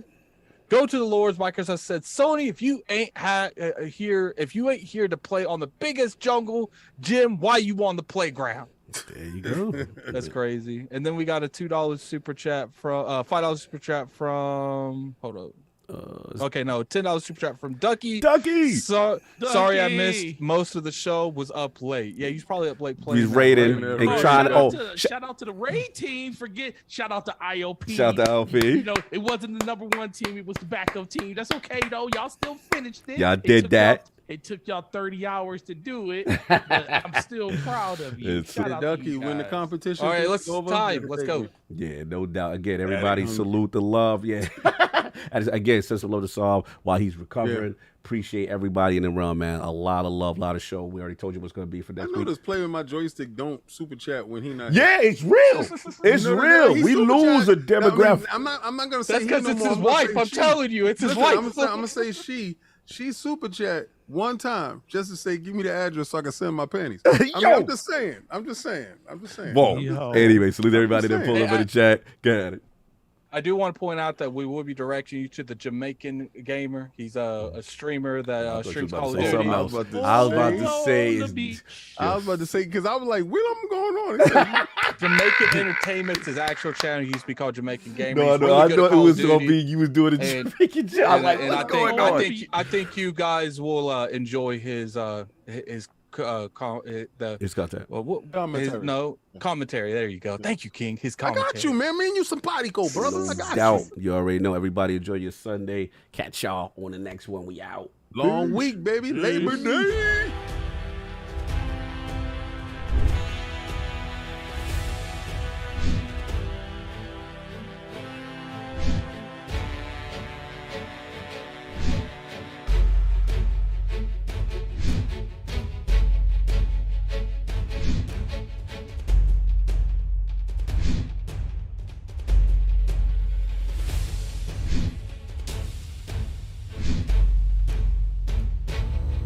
you